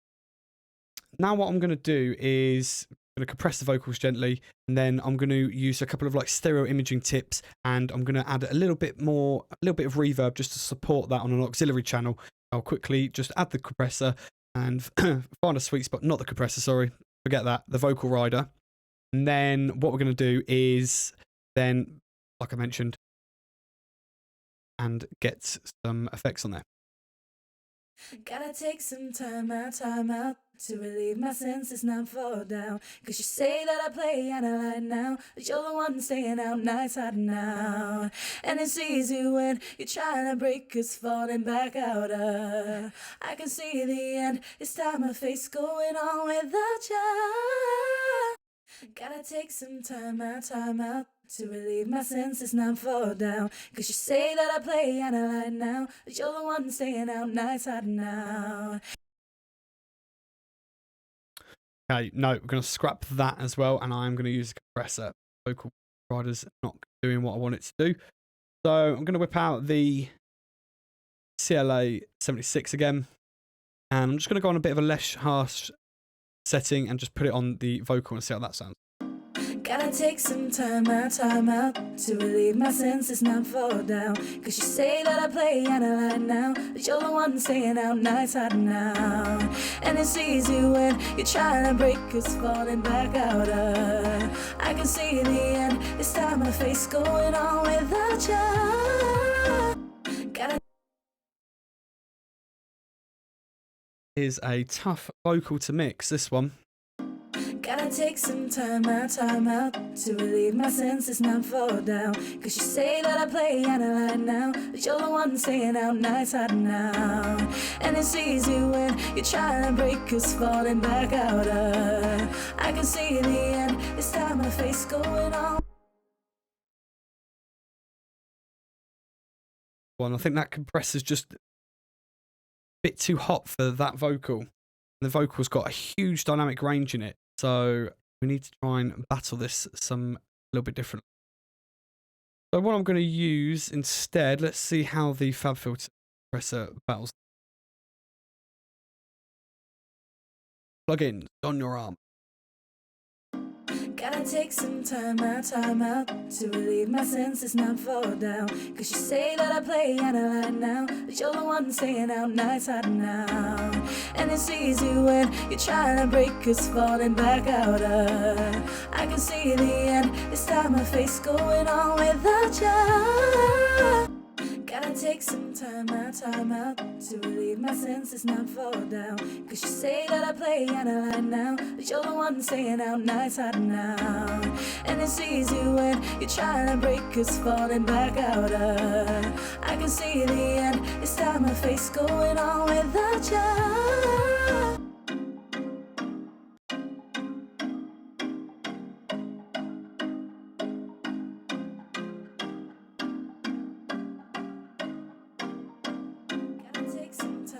Time out to relieve my senses, not fall down. Cause you say that I play and I lie now, but you're the one saying out nights hot now. And it's easy when you're trying to break us, falling back out. I can see the end, this time my face going on without you. Gotta take some time out to relieve my senses, not fall down. Cause you say that I play and I lie now, but you're the one saying out nights hot now. And it's easy when you're trying to break us, falling back out.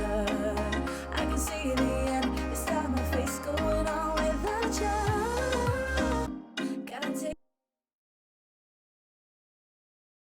Okay, right, I'm going to trust my gut instinct and just stick with that CLA 76, because what I am going to do is add a couple of reverb in a second. But what I'm going to do, because we're spending way too long on that vocal there and it starts to drive me a bit crazy, I am going to then focus on this essentially pre-chorus vocal, because there's going to be lots here.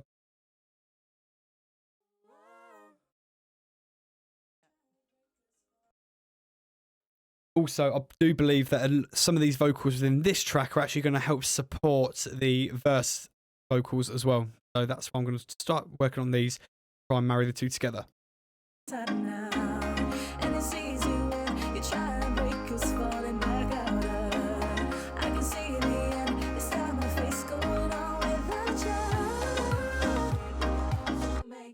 Cause I'm out of fight.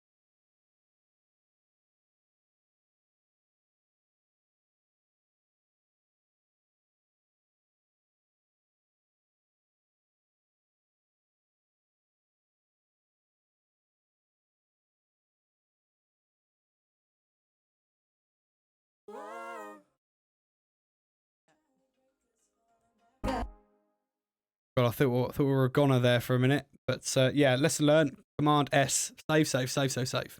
But we were going to have to redo a lot of that. Slightly sweaty. Here we go. In fact, what I'll do quickly is just answer a few questions. So, we've got D. McNamara. The vocal region sounds pretty difficult to mix well. Do you know why? Untreated room, what do they do wrong? I think it's more the technique of the singer. I think what she's done, she's probably not accounted for moving back from the mic when she's gone really loud. So obviously if I'm up this close to the mic, then I could just talk like this. But obviously not going to do anything. But then if I'm talking quietly and then talk really loud, you're going to get some real harsh dynamic ranges in there. And it doesn't always help. Now, with that, they probably recorded the vocals a little bit too hot as well. So the input of the mic is probably a little bit too much as well. So a combination between recording too hot and the vocal and the singer's technique, it does hinder the vocal performance a little bit. But there is a couple of workarounds around that, but some that are probably a bit too long for this video. So I'll probably actually make a separate video and then upload it to the channel another time using this exact vocal. So what I'm going to do is actually just process these vocals here. I'm just going to get off the mic for a little bit just because we are running over time slightly. And then I'm going to process them. So just simply follow what I'm doing on the screen. Catch you in a minute.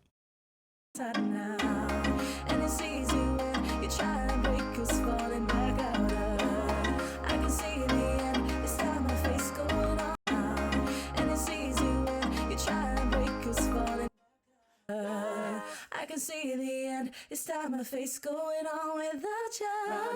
And it's easy when you're trying to break us falling back out of. I can see the end, it's time my face going on without you. And it's easy when you're trying to break us falling back out of. I can see the end, it's time my face going on without you.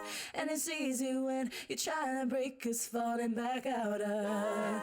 I can see the end, it's time my face going on with. Run away from me, you got to make it right, 'cause I'm out of fight, just taking up my time. I want to break your heart like you're breaking mine now. Run away from me, you got to make it right, 'cause I'm out of fight, just taking up my time. I want to break your heart like you're breaking mine now. Run away from me, you got to make it right, 'cause I'm out of fight, just taking up my time. I want to break your heart like you're breaking mine now. Run away from me, you got to make it right, 'cause I'm out of fight, just taking up my time. I want to break your heart like you're breaking mine now. Run away from me, you got to make it right, 'cause I'm out of fight, just taking up my time. I want to break your heart like you're breaking mine now. It's too late, been up waiting for you, and all the games you're playing got me through. Been taking me for a fool. Run away from me. Well, these other set of vocals are far easier to mix. I think the techniques, I think they've actually been processed slightly already, obviously with that high-pitched sound at the end of that, a bit of reverb on its own. So I think he's actually compiled these and consolidated a couple of vocal tracks into one. But this one is a lot better. And I think this one was actually recorded, or the vocals were actually recorded with a compressor going in as well. That also makes a big difference for McNamara. Sorry, I'm rubbish with names, but you know what I'm talking to. So recording with a compressor going in can also help as well. If a singer's not that good with the dynamic range of the mic, then that can also help benefit you as well. So I'm going to carry on with this. Got any questions? Pop them in the chat below, and I'll make my best efforts to answer them.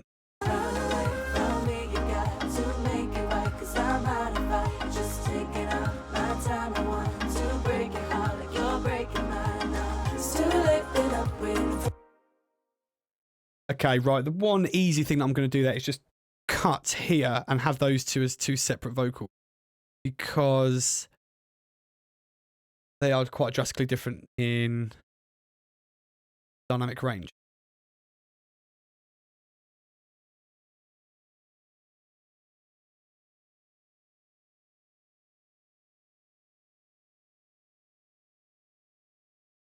tighter now.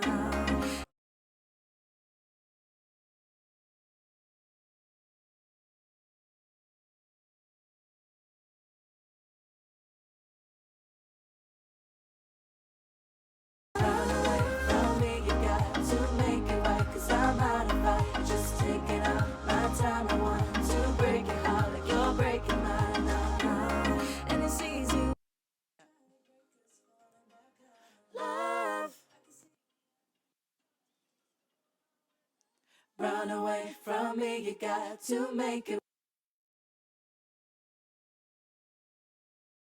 Okay, so I'm actually going to further separate these as well.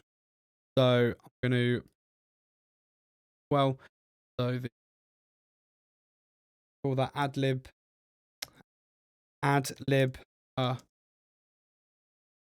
Sometimes you can just label the tracks of whatever the vocal's doing. So then what I'm going to do with that is actually add some reverb. And it's easy when you're trying to break us, falling back out of. I can see the end, it's time my face going on without you. And it's easy when you're trying to break us, falling back out of. I can see the end, it's time my face going on without you. And it's easy when you're trying to break us, falling back out of. I can see the end, it's time my face going on without you. And it's easy when you're trying to break us, falling back out of. I can see the end, it's time my face going on without you. And it's easy when you're trying to break us, falling back out of. I can see the end, it's time my face going on without you. And it's easy when you're trying to break us, falling one staying out nights out now. And it's easy when you're trying to break us, falling back out of. I can see the end, it's time my face going on without you. And it's easy when you're trying to break us, falling.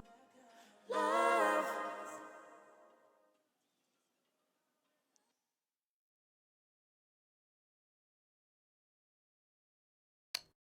Right, so I can hear some like basically headphones spill over the beginning in between each of the parts. So I'm actually going to delete the internal those. And it's easy when love. Time my face and it's easy when you're trying to break us, falling back out of. I can see the end. Then what I'm going to do is basically make that sound really, really wide. And then I'm going to separate these on two other channels. And then I'm going to create sort of more of a big sort of chorus effect for it. Which compressor?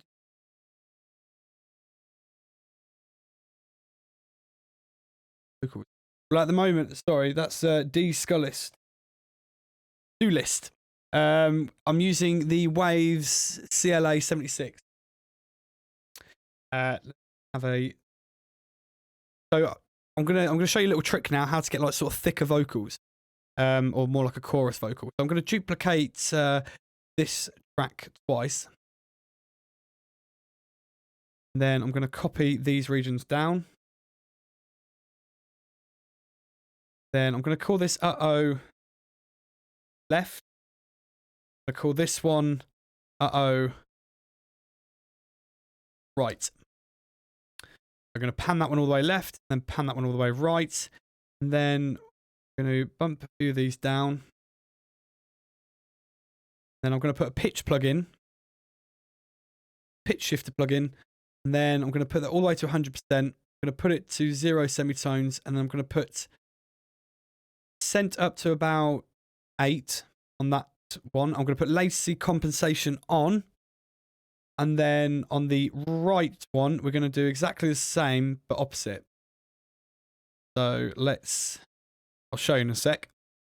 So on pitch, go on pitch shifter. Again, mix all the way to 100%, semitones all the way down to 0. And then this one, we're going to do -8, latency compensation on. Then we're going to mix the taste. So let's turn these down and then we're going to mix them in.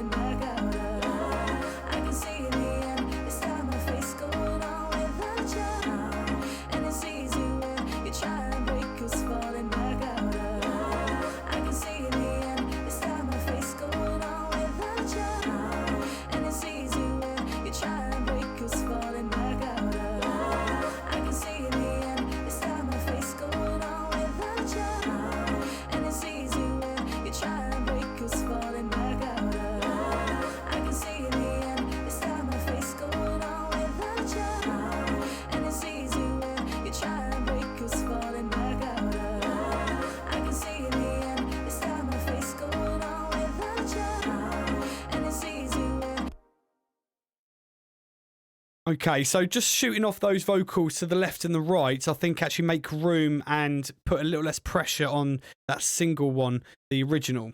So now that we've got more of a choral effect out of that. So I've just turned up the left and the right a little bit more than the one obviously going to the left and right naturally, because if they're coming out of one speaker, they're going to be a little less quiet, going to be less loud. So I think that's sounding pretty good from there.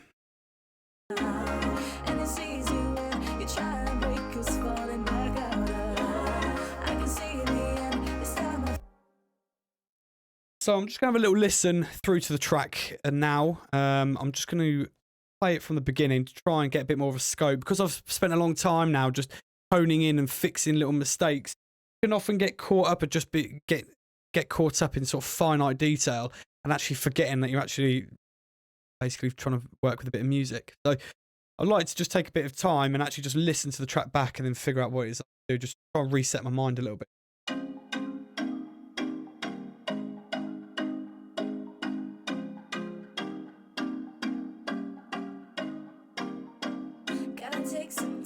Time out to relieve my senses, not fall down. Cause you say that I play out of line now, but you're the one saying out nights out now. And it sees you when you try and break us, falling back out of.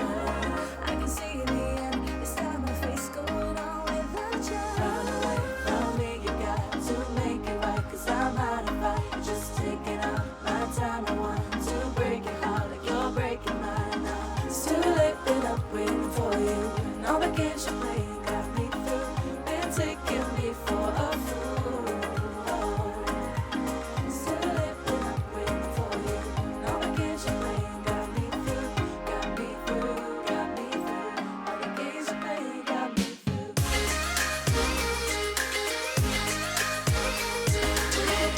Break this feeling out, no time now. Break this feeling out, no time now.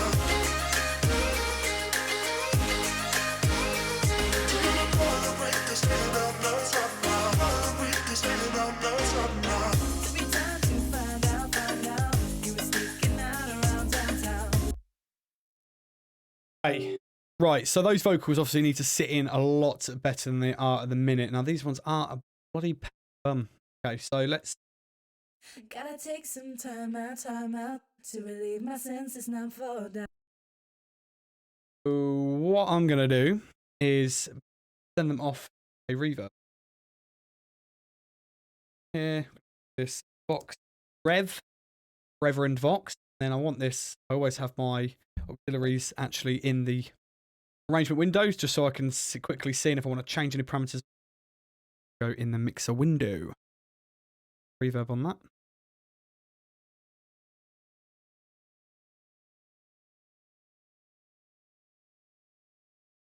I'm going to go for something slightly different. I'm going to go for the Valhalla Vintage. Now, this is a great reverb plugin. Highly recommend it. So I'm just going to play this vocal on a loop again. I know you guys are probably sick and tired of hearing it, as am I. Well, slow it down, not really. But stick with me. We'll sweet spot. Gotta take some time out to relieve. Not forgetting, of course, to actually send something. So hold down Alt, click that button, it'll give you Unity Gain, sending the full amount of signal to here. Also, don't forget to have the mix all the way on 100%. By default, Logic will always tell the plugins that it's on an auxiliary, so then the plugin will automatically go to 100%. Gotta take some time out to relieve my senses, not fall down. Cause you say that I play out of line now, but you're the one saying out nights out now. Gotta take some time out to relieve my senses, not fall down. Cause you say that I play out of line now, but you're the one saying out nights out now. Gotta take some time out to relieve my senses, not fall down. Cause you say that I play out of line now, but you're the one saying out nights out now. Gotta take some time out to relieve my senses, not fall down. Cause you say that I play out of line now, but you're the one saying out nights out now. Gotta take some time out to relieve my senses, not fall down. Cause you say that I play out of line now, but you're the one saying out. Okay, so another tip with doing reverbs is that you actually want them to kind of be in time with your track. Now, I know that sounds really, really strange, but you can kind of do calculations with milliseconds of how many milliseconds are within a bar, depending on the tempo.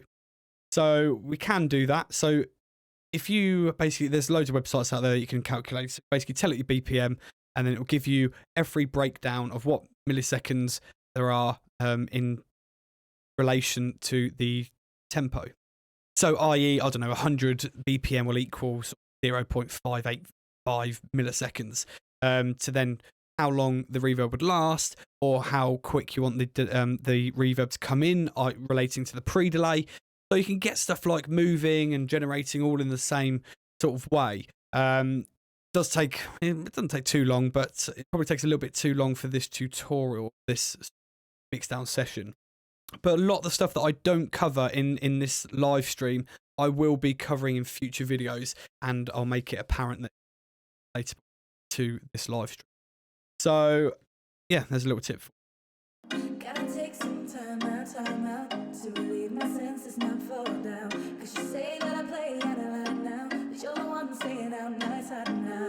Gotta take some time out to relieve my senses, not fall down. Cause you say that I play out of line now, but you're the one saying out nice out now. Gotta take some time out to relieve my senses, not fall down. Cause you say that I play out of line now, but you're the one saying out nice out now. Gotta take some time out to relieve it's not fall down. Cause you say that I play out of line now, but you're the one saying out nice out now. Gotta take some time out to relieve my senses, not fall down. Cause you say that I play out of line now, but you're the one saying out nice out now. Gotta take some time out to relieve my senses, not fall down. Cause you say that I play out of line now, but you're the one saying out nice out now. Gotta take some time out to relieve my senses, not fall down. Cause you say that I play out of line now, but you're the one saying out nice out now. Gotta take some time out to. Okay, in addition with that, I also want to send it out for a delay as well. So I'm going to put a delay on another channel, Voxel. If I don't use a delay, I might actually use more of like a chorus plugin. You make it sound a little bit more. This. So for a delay, I'm going to use FabFilter Timeless.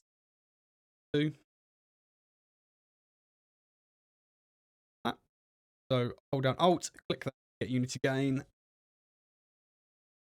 Gotta take some time out to relieve my senses, not fall down. Cause you say that I play out of line now, but you're the one saying out nice out now. Gotta take some time out to relieve my senses, not fall down. Cause you say that I play out of line now, but you're the one saying out nice out now.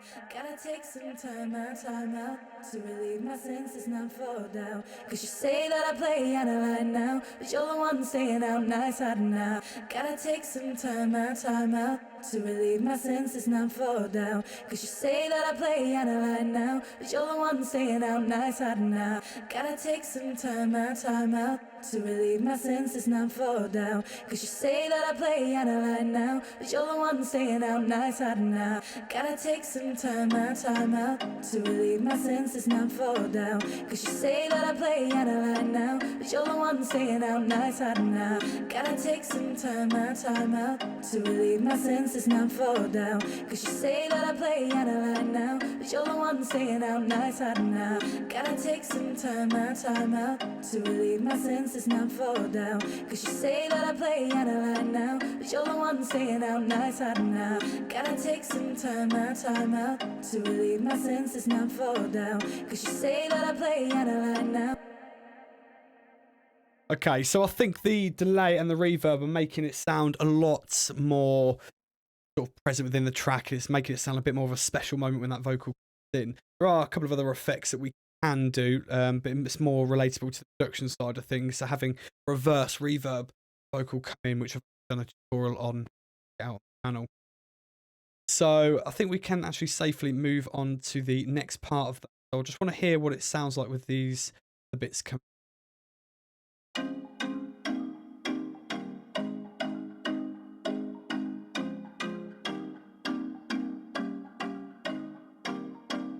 Gotta take some time out to relieve my senses, not fall down. Cause you say that I play out of line now, but you're the one saying out nice out now. And it's easy when you're trying to break us, falling back out of. I can see the end, this time my face going on without you. From me, you got to make it right, cause I'm out of fight, just taking out my time. Right, okay, I'm pretty happy with those vocals as they're sitting at the moment. We'll probably do a little bit of tidying up in terms of them fitting in with the other elements there, but I'm pretty, considering where we were, where we are now, I'm more than happy with those, especially adding that reverb, added that extra bit. Obviously with the ad-libs there, the sort of choral effect, outputting it to the left and the right, then creating even more sort of choral effect, I think it's really accentuated those other bits coming in as well. So now what we're going to do is we're going to sort out this pre-chorus vocal here. From me, you got to make it right, 'cause I'm... In fact, I instantly know what I'm actually going to do with this. I'm going to bust this out to the same reverb and the same delay, and we should be pretty much spot on with that one.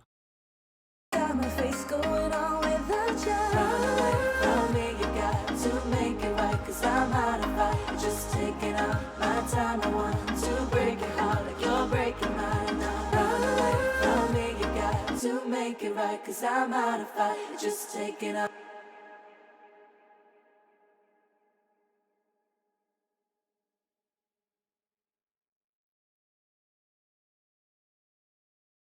Run away from me, you got to make it right, 'cause I'm out of fight. Just taking out my time. I want to break it hard like you're breaking mine now. Run away from me, you got to make it right, 'cause I'm out of fight. Just taking out my time. I want to break it hard like you're breaking mine now. Run away from me, you got to make it right, 'cause I'm out of fight. Just taking out my time. I want to break it hard like you're breaking mine now. Run away from me, you got to make it right, 'cause I'm out of fight. Just taking out my time. I want to break it hard like you're breaking mine now. Run away from me, you got to make it right, 'cause I'm out of fight. Just taking out my time. I want to break it hard like you're breaking mine now. Run away from me, you got to make it right, 'cause I'm out of fight. Just taking out my time. I want to break it hard like you're breaking mine now. Run away from me, you got to make it right, 'cause I'm out of fight. Just taking out my time. I want to break it hard.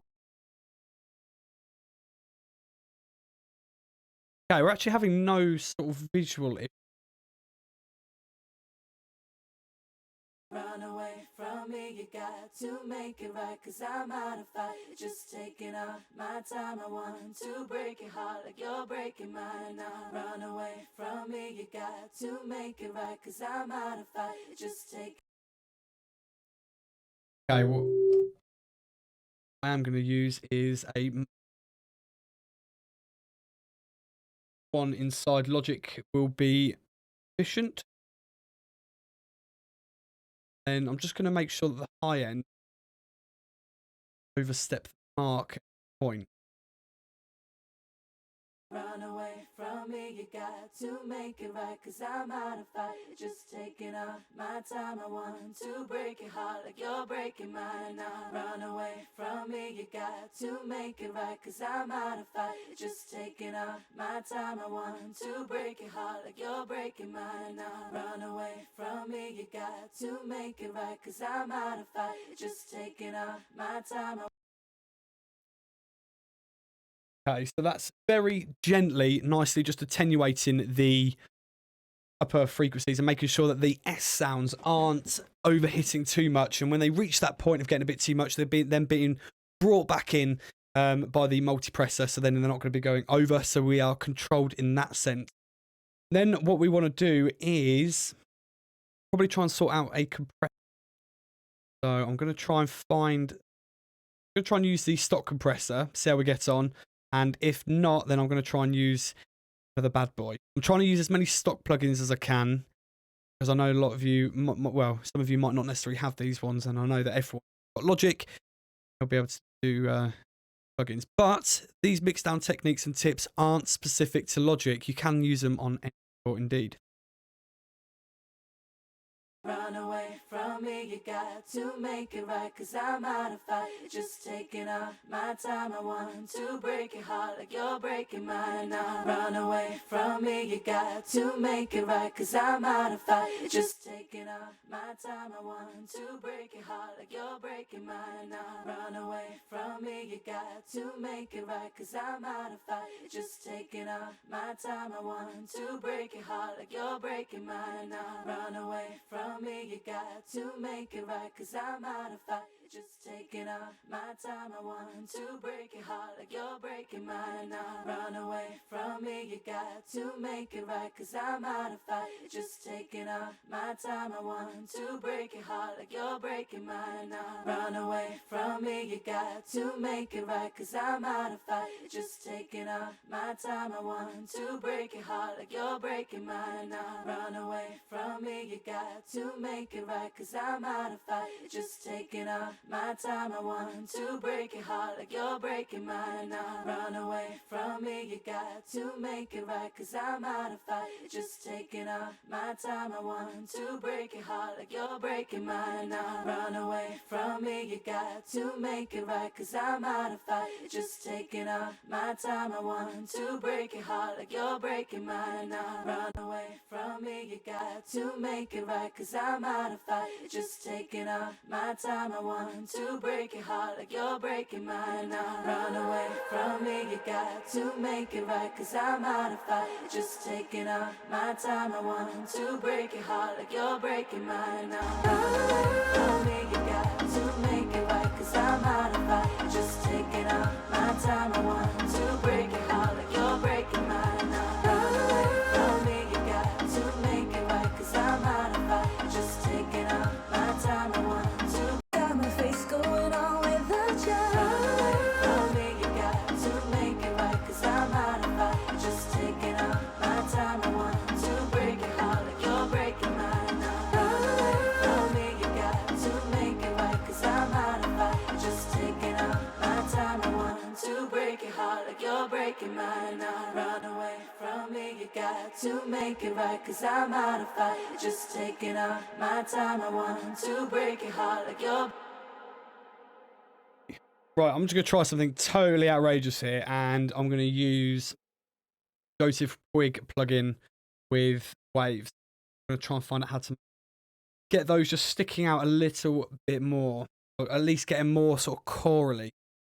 So let's do that. Although I could actually got the channel set up, I could simply just drag them down here with the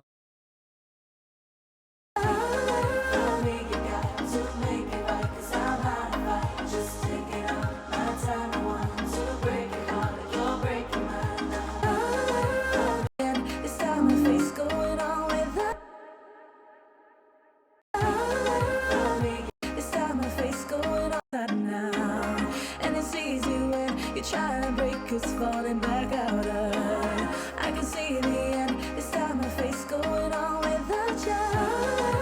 You got to make it right, 'cause I'm out of fight, just taking up my time. I want to break it hard like you're breaking mine now.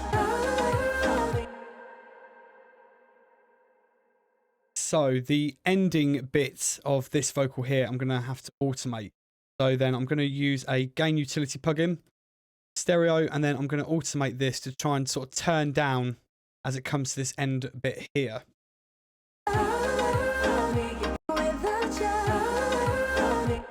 It is way too. Let's try plugin that gain. What we're going to do is bring this down.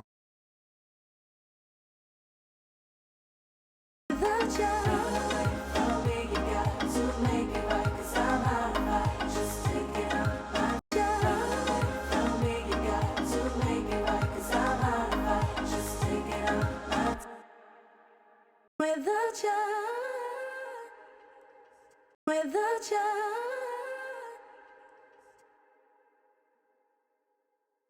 just helps calm that end bit down there rather than it, because it was fighting for space as we got on there. So I'm just going to disable these. What's going on without you? I'll make it right to make it right, 'cause I'm out of fight. Just taking up my time. I want to break it out like you're breaking mine. Now run away from me.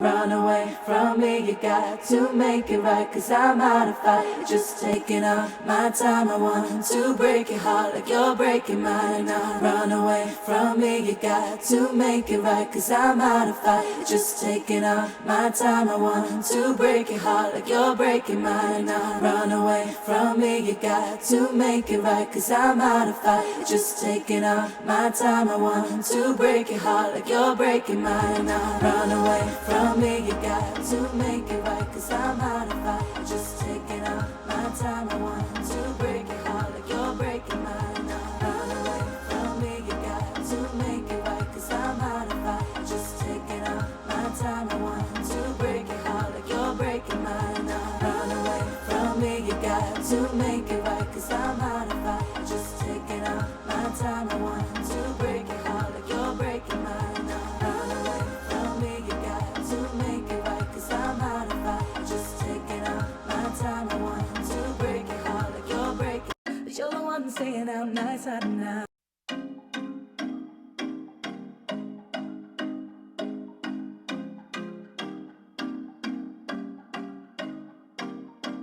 Gotta take some time out to relieve my senses, not fall down. 'Cause you say that I play and I lie now, but you're the one staying out nights out now.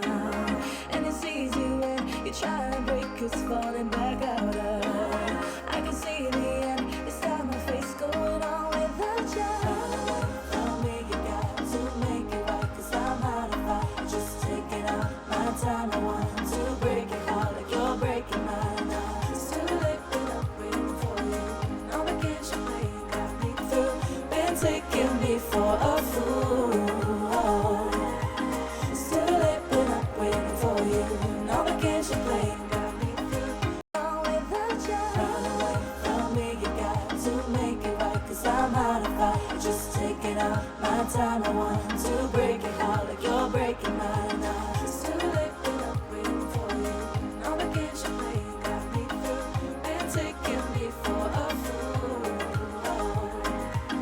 Still lifting up, run away from me. You got to make it right, 'cause I'm out of fight. Just taking up my time. I want to break your heart like you're breaking mine now. Run away from me. You got to make it right, 'cause I'm out of fight. Just taking up my time. I want to break your heart like you're breaking mine now. Run away from me. You got to run away from me. You got run away from me. You got to make it right, 'cause I'm out of fight. Just taking up my time. I want to break your heart like you're breaking mine now. Run away from me. You got to make it right, 'cause I'm out of fight. Just taking up my time. I want to break your heart like you're breaking mine now. Run away from me. You got to make it right, 'cause I'm out of fight. Just taking up my time. I want to break your heart like you're breaking mine now. Run away from me. You got to make it right, 'cause I'm out of fight. Just taking up my time. I want to break your heart like you're breaking mine now. Run away from me. You got to make it right, 'cause I'm out of fight. Just taking up my time. I want to break your heart like you're breaking mine now. Run away from me. You got to make it right, 'cause I'm out of fight. Just taking up my time. I want to break your heart like you're breaking mine now. Run away from me. You got to make it right, 'cause I'm out of fight. Just taking up my time. I want to break your heart like you're breaking mine. Now run away from me, you got to make it right, cause I'm out of fight, just taking up my time. I want to break your heart like you're breaking mine. Now run away from me, you got to make it right, cause I'm out of fight, just taking up my time. I want to break your heart like you're breaking mine. Now run away from me, you got to make it right, cause I'm out of fight, just taking up my time. I want to break your heart like you're breaking mine. Now run away from me, you got to make it right, cause I'm out of fight, just taking up my time. I want to break your heart like you're breaking mine. Now run away from me, you got to make it right, cause I'm out of fight, just taking up my time. I want to break your heart like you're breaking mine. Now run away from me, you got to make it right, cause I'm out of fight, just taking up my time. I want to break your heart like you're breaking mine. Now run away from me, you got to make it right, cause I'm out of fight, just taking up my time. I want to break your heart like you're breaking mine. Now run away from me, you got to make it right, cause I'm out of fight, just taking up my time. I want to break your heart like you're breaking mine. Now run away from me, you got to make it right, cause I'm out of fight, just taking up my time. I want to break your heart like you're breaking mine. Now run away from me, you got to make it right, cause I'm out of fight, just taking up my time. I want to break your heart like you're breaking mine. Now run away from me, you got to make it right, cause I'm out of fight, just taking up my time. I want to break your heart like you're breaking mine. Now run away from me, you got to make it. Right, okay, so kind of sorted out those problems with those vocals, so they kind of flow a little bit better.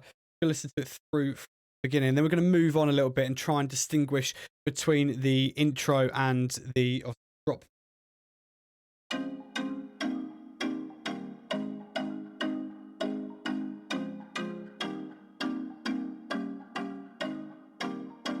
Gotta take some time out to relieve my senses, not fall down. Cause you say that I play out of line now, but you're the one saying out nice out now. And it sees you when you're trying to break us, falling back out of. I can see the end, this time my face going on without you. Run away from me, you got to make it right, cause I'm out of fight, just taking up my time. I want to break your heart like you're breaking mine. Now it's too late, been up waiting for you. No vacation, you got me through. Been taking me for a fool. It's too late, been up waiting for you. No vacation, you got me through. Got me through, got me through. No vacation, you got me through.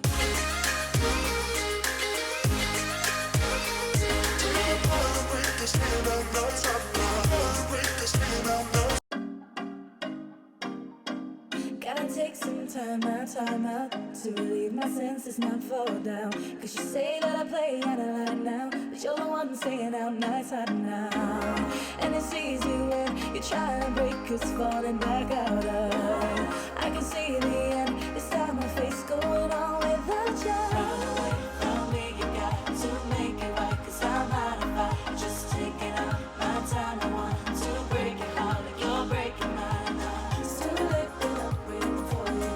No, we got to make it right, cause I'm out of fight, just taking up my time. I want to break your heart like you're breaking mine. Now it's too late, been up waiting for you.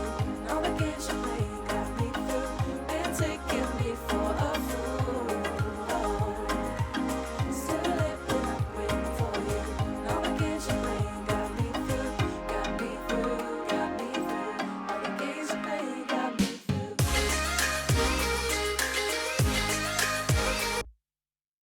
Okay, right. What I think I'm going to do is save those vocals for another video because these are going to take longer to sort out than I've anticipated because the dynamic range of them is kind of all over the place.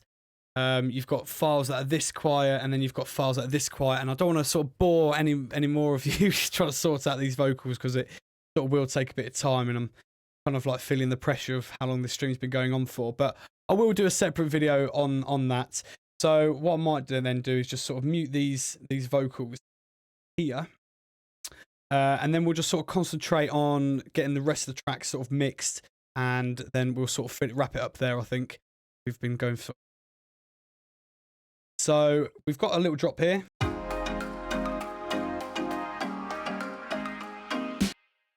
We've also got sort of an effect here as well, which we'll bring in.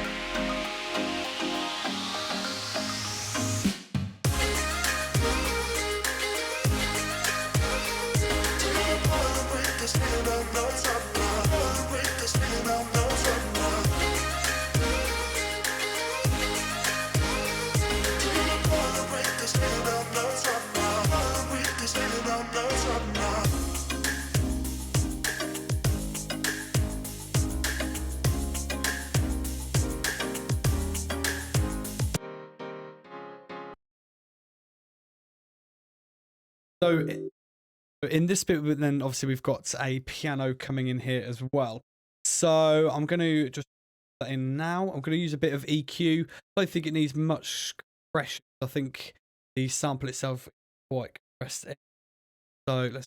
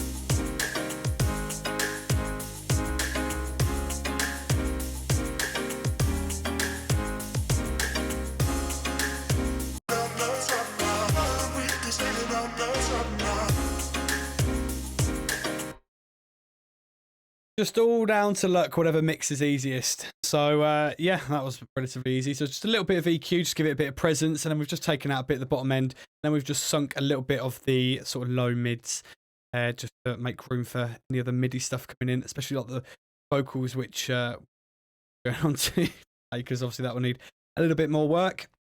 So let's see what else we've got. I think we're pretty much there with everything. So let's just have a bit of a recap. These windows here. So I'll just play the instrumental through, just make sure everything flows.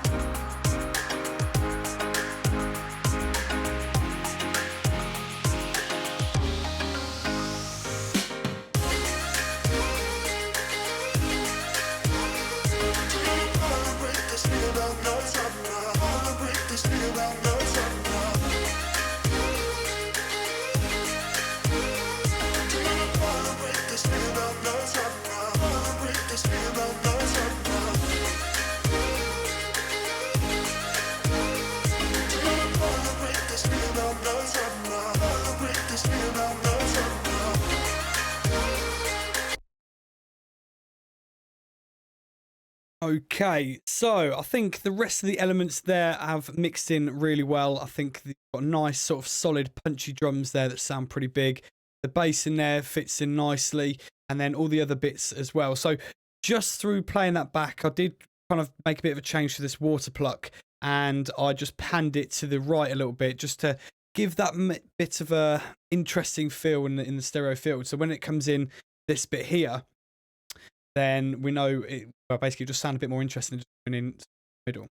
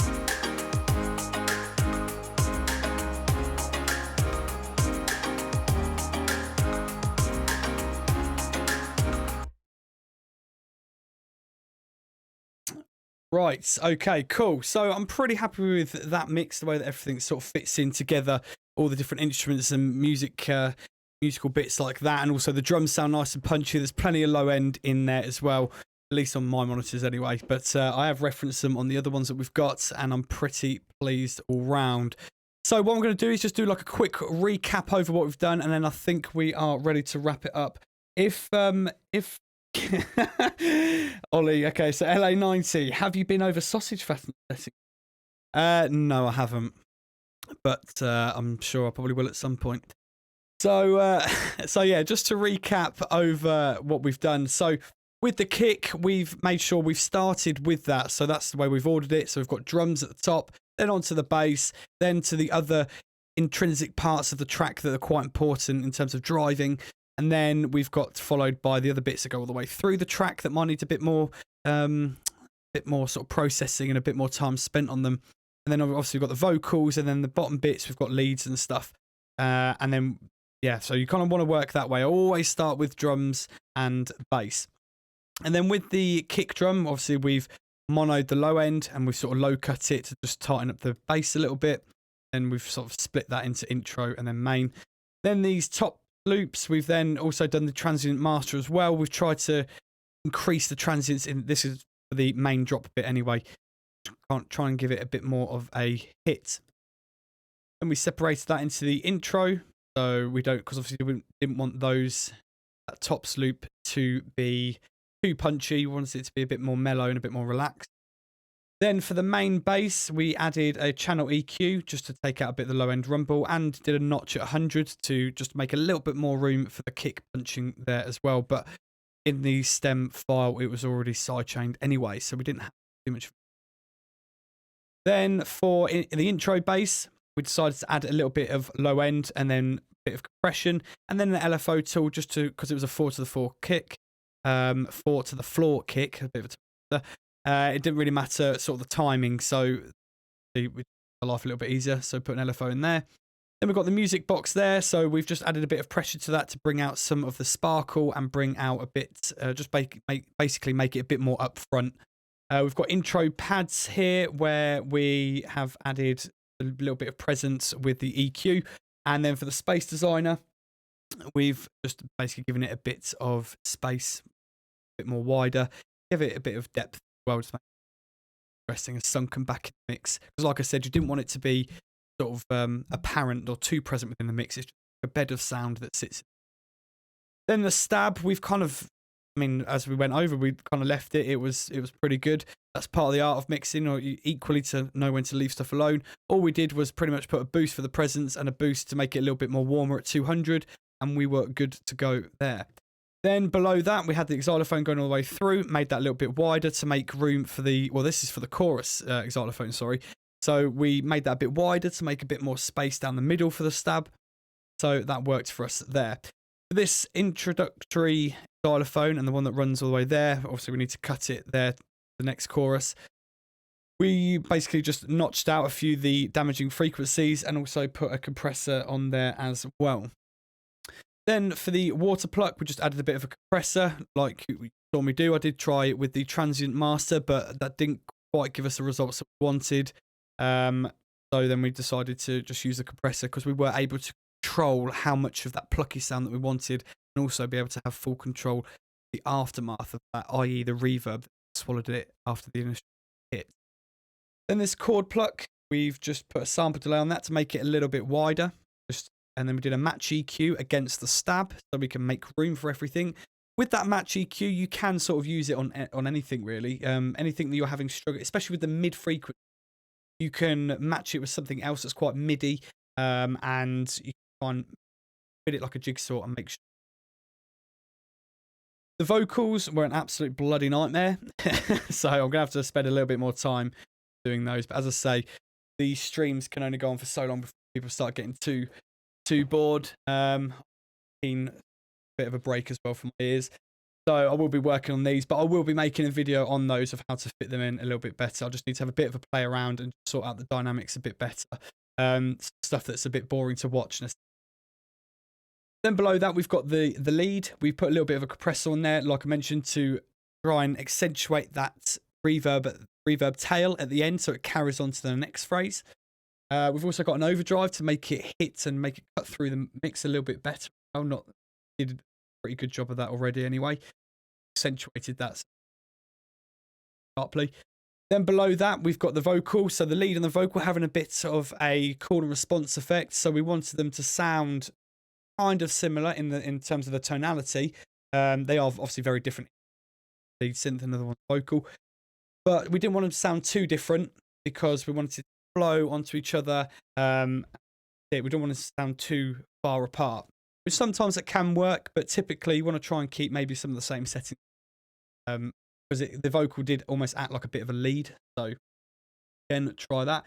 Piano, dead easy, just a little bit of presence. Cut it a little, low cut it. And then also just try and reduce some of the lower mid. Then for the effects, don't really need to do much for them because they're not that, don't really get that many effects within the, well, you might do in your track, I suppose. For white noise stuff, if you've got the vocals in there, you might want to dip in the mids. So if I had those vocals running there, I'd probably get the match EQ and then dip it sort of like, well, the match EQ would then read what the vocals are doing, but I'd say it will like sort of be around the mids. So then you want to reduce around there to make room for them. Because we haven't got in it different, but do not fret. I will be making a future video on how to get the vocals in this track. I need to sort out. Meantime, it sounds like a bit of a cop out, doesn't it? But it's not, I promise.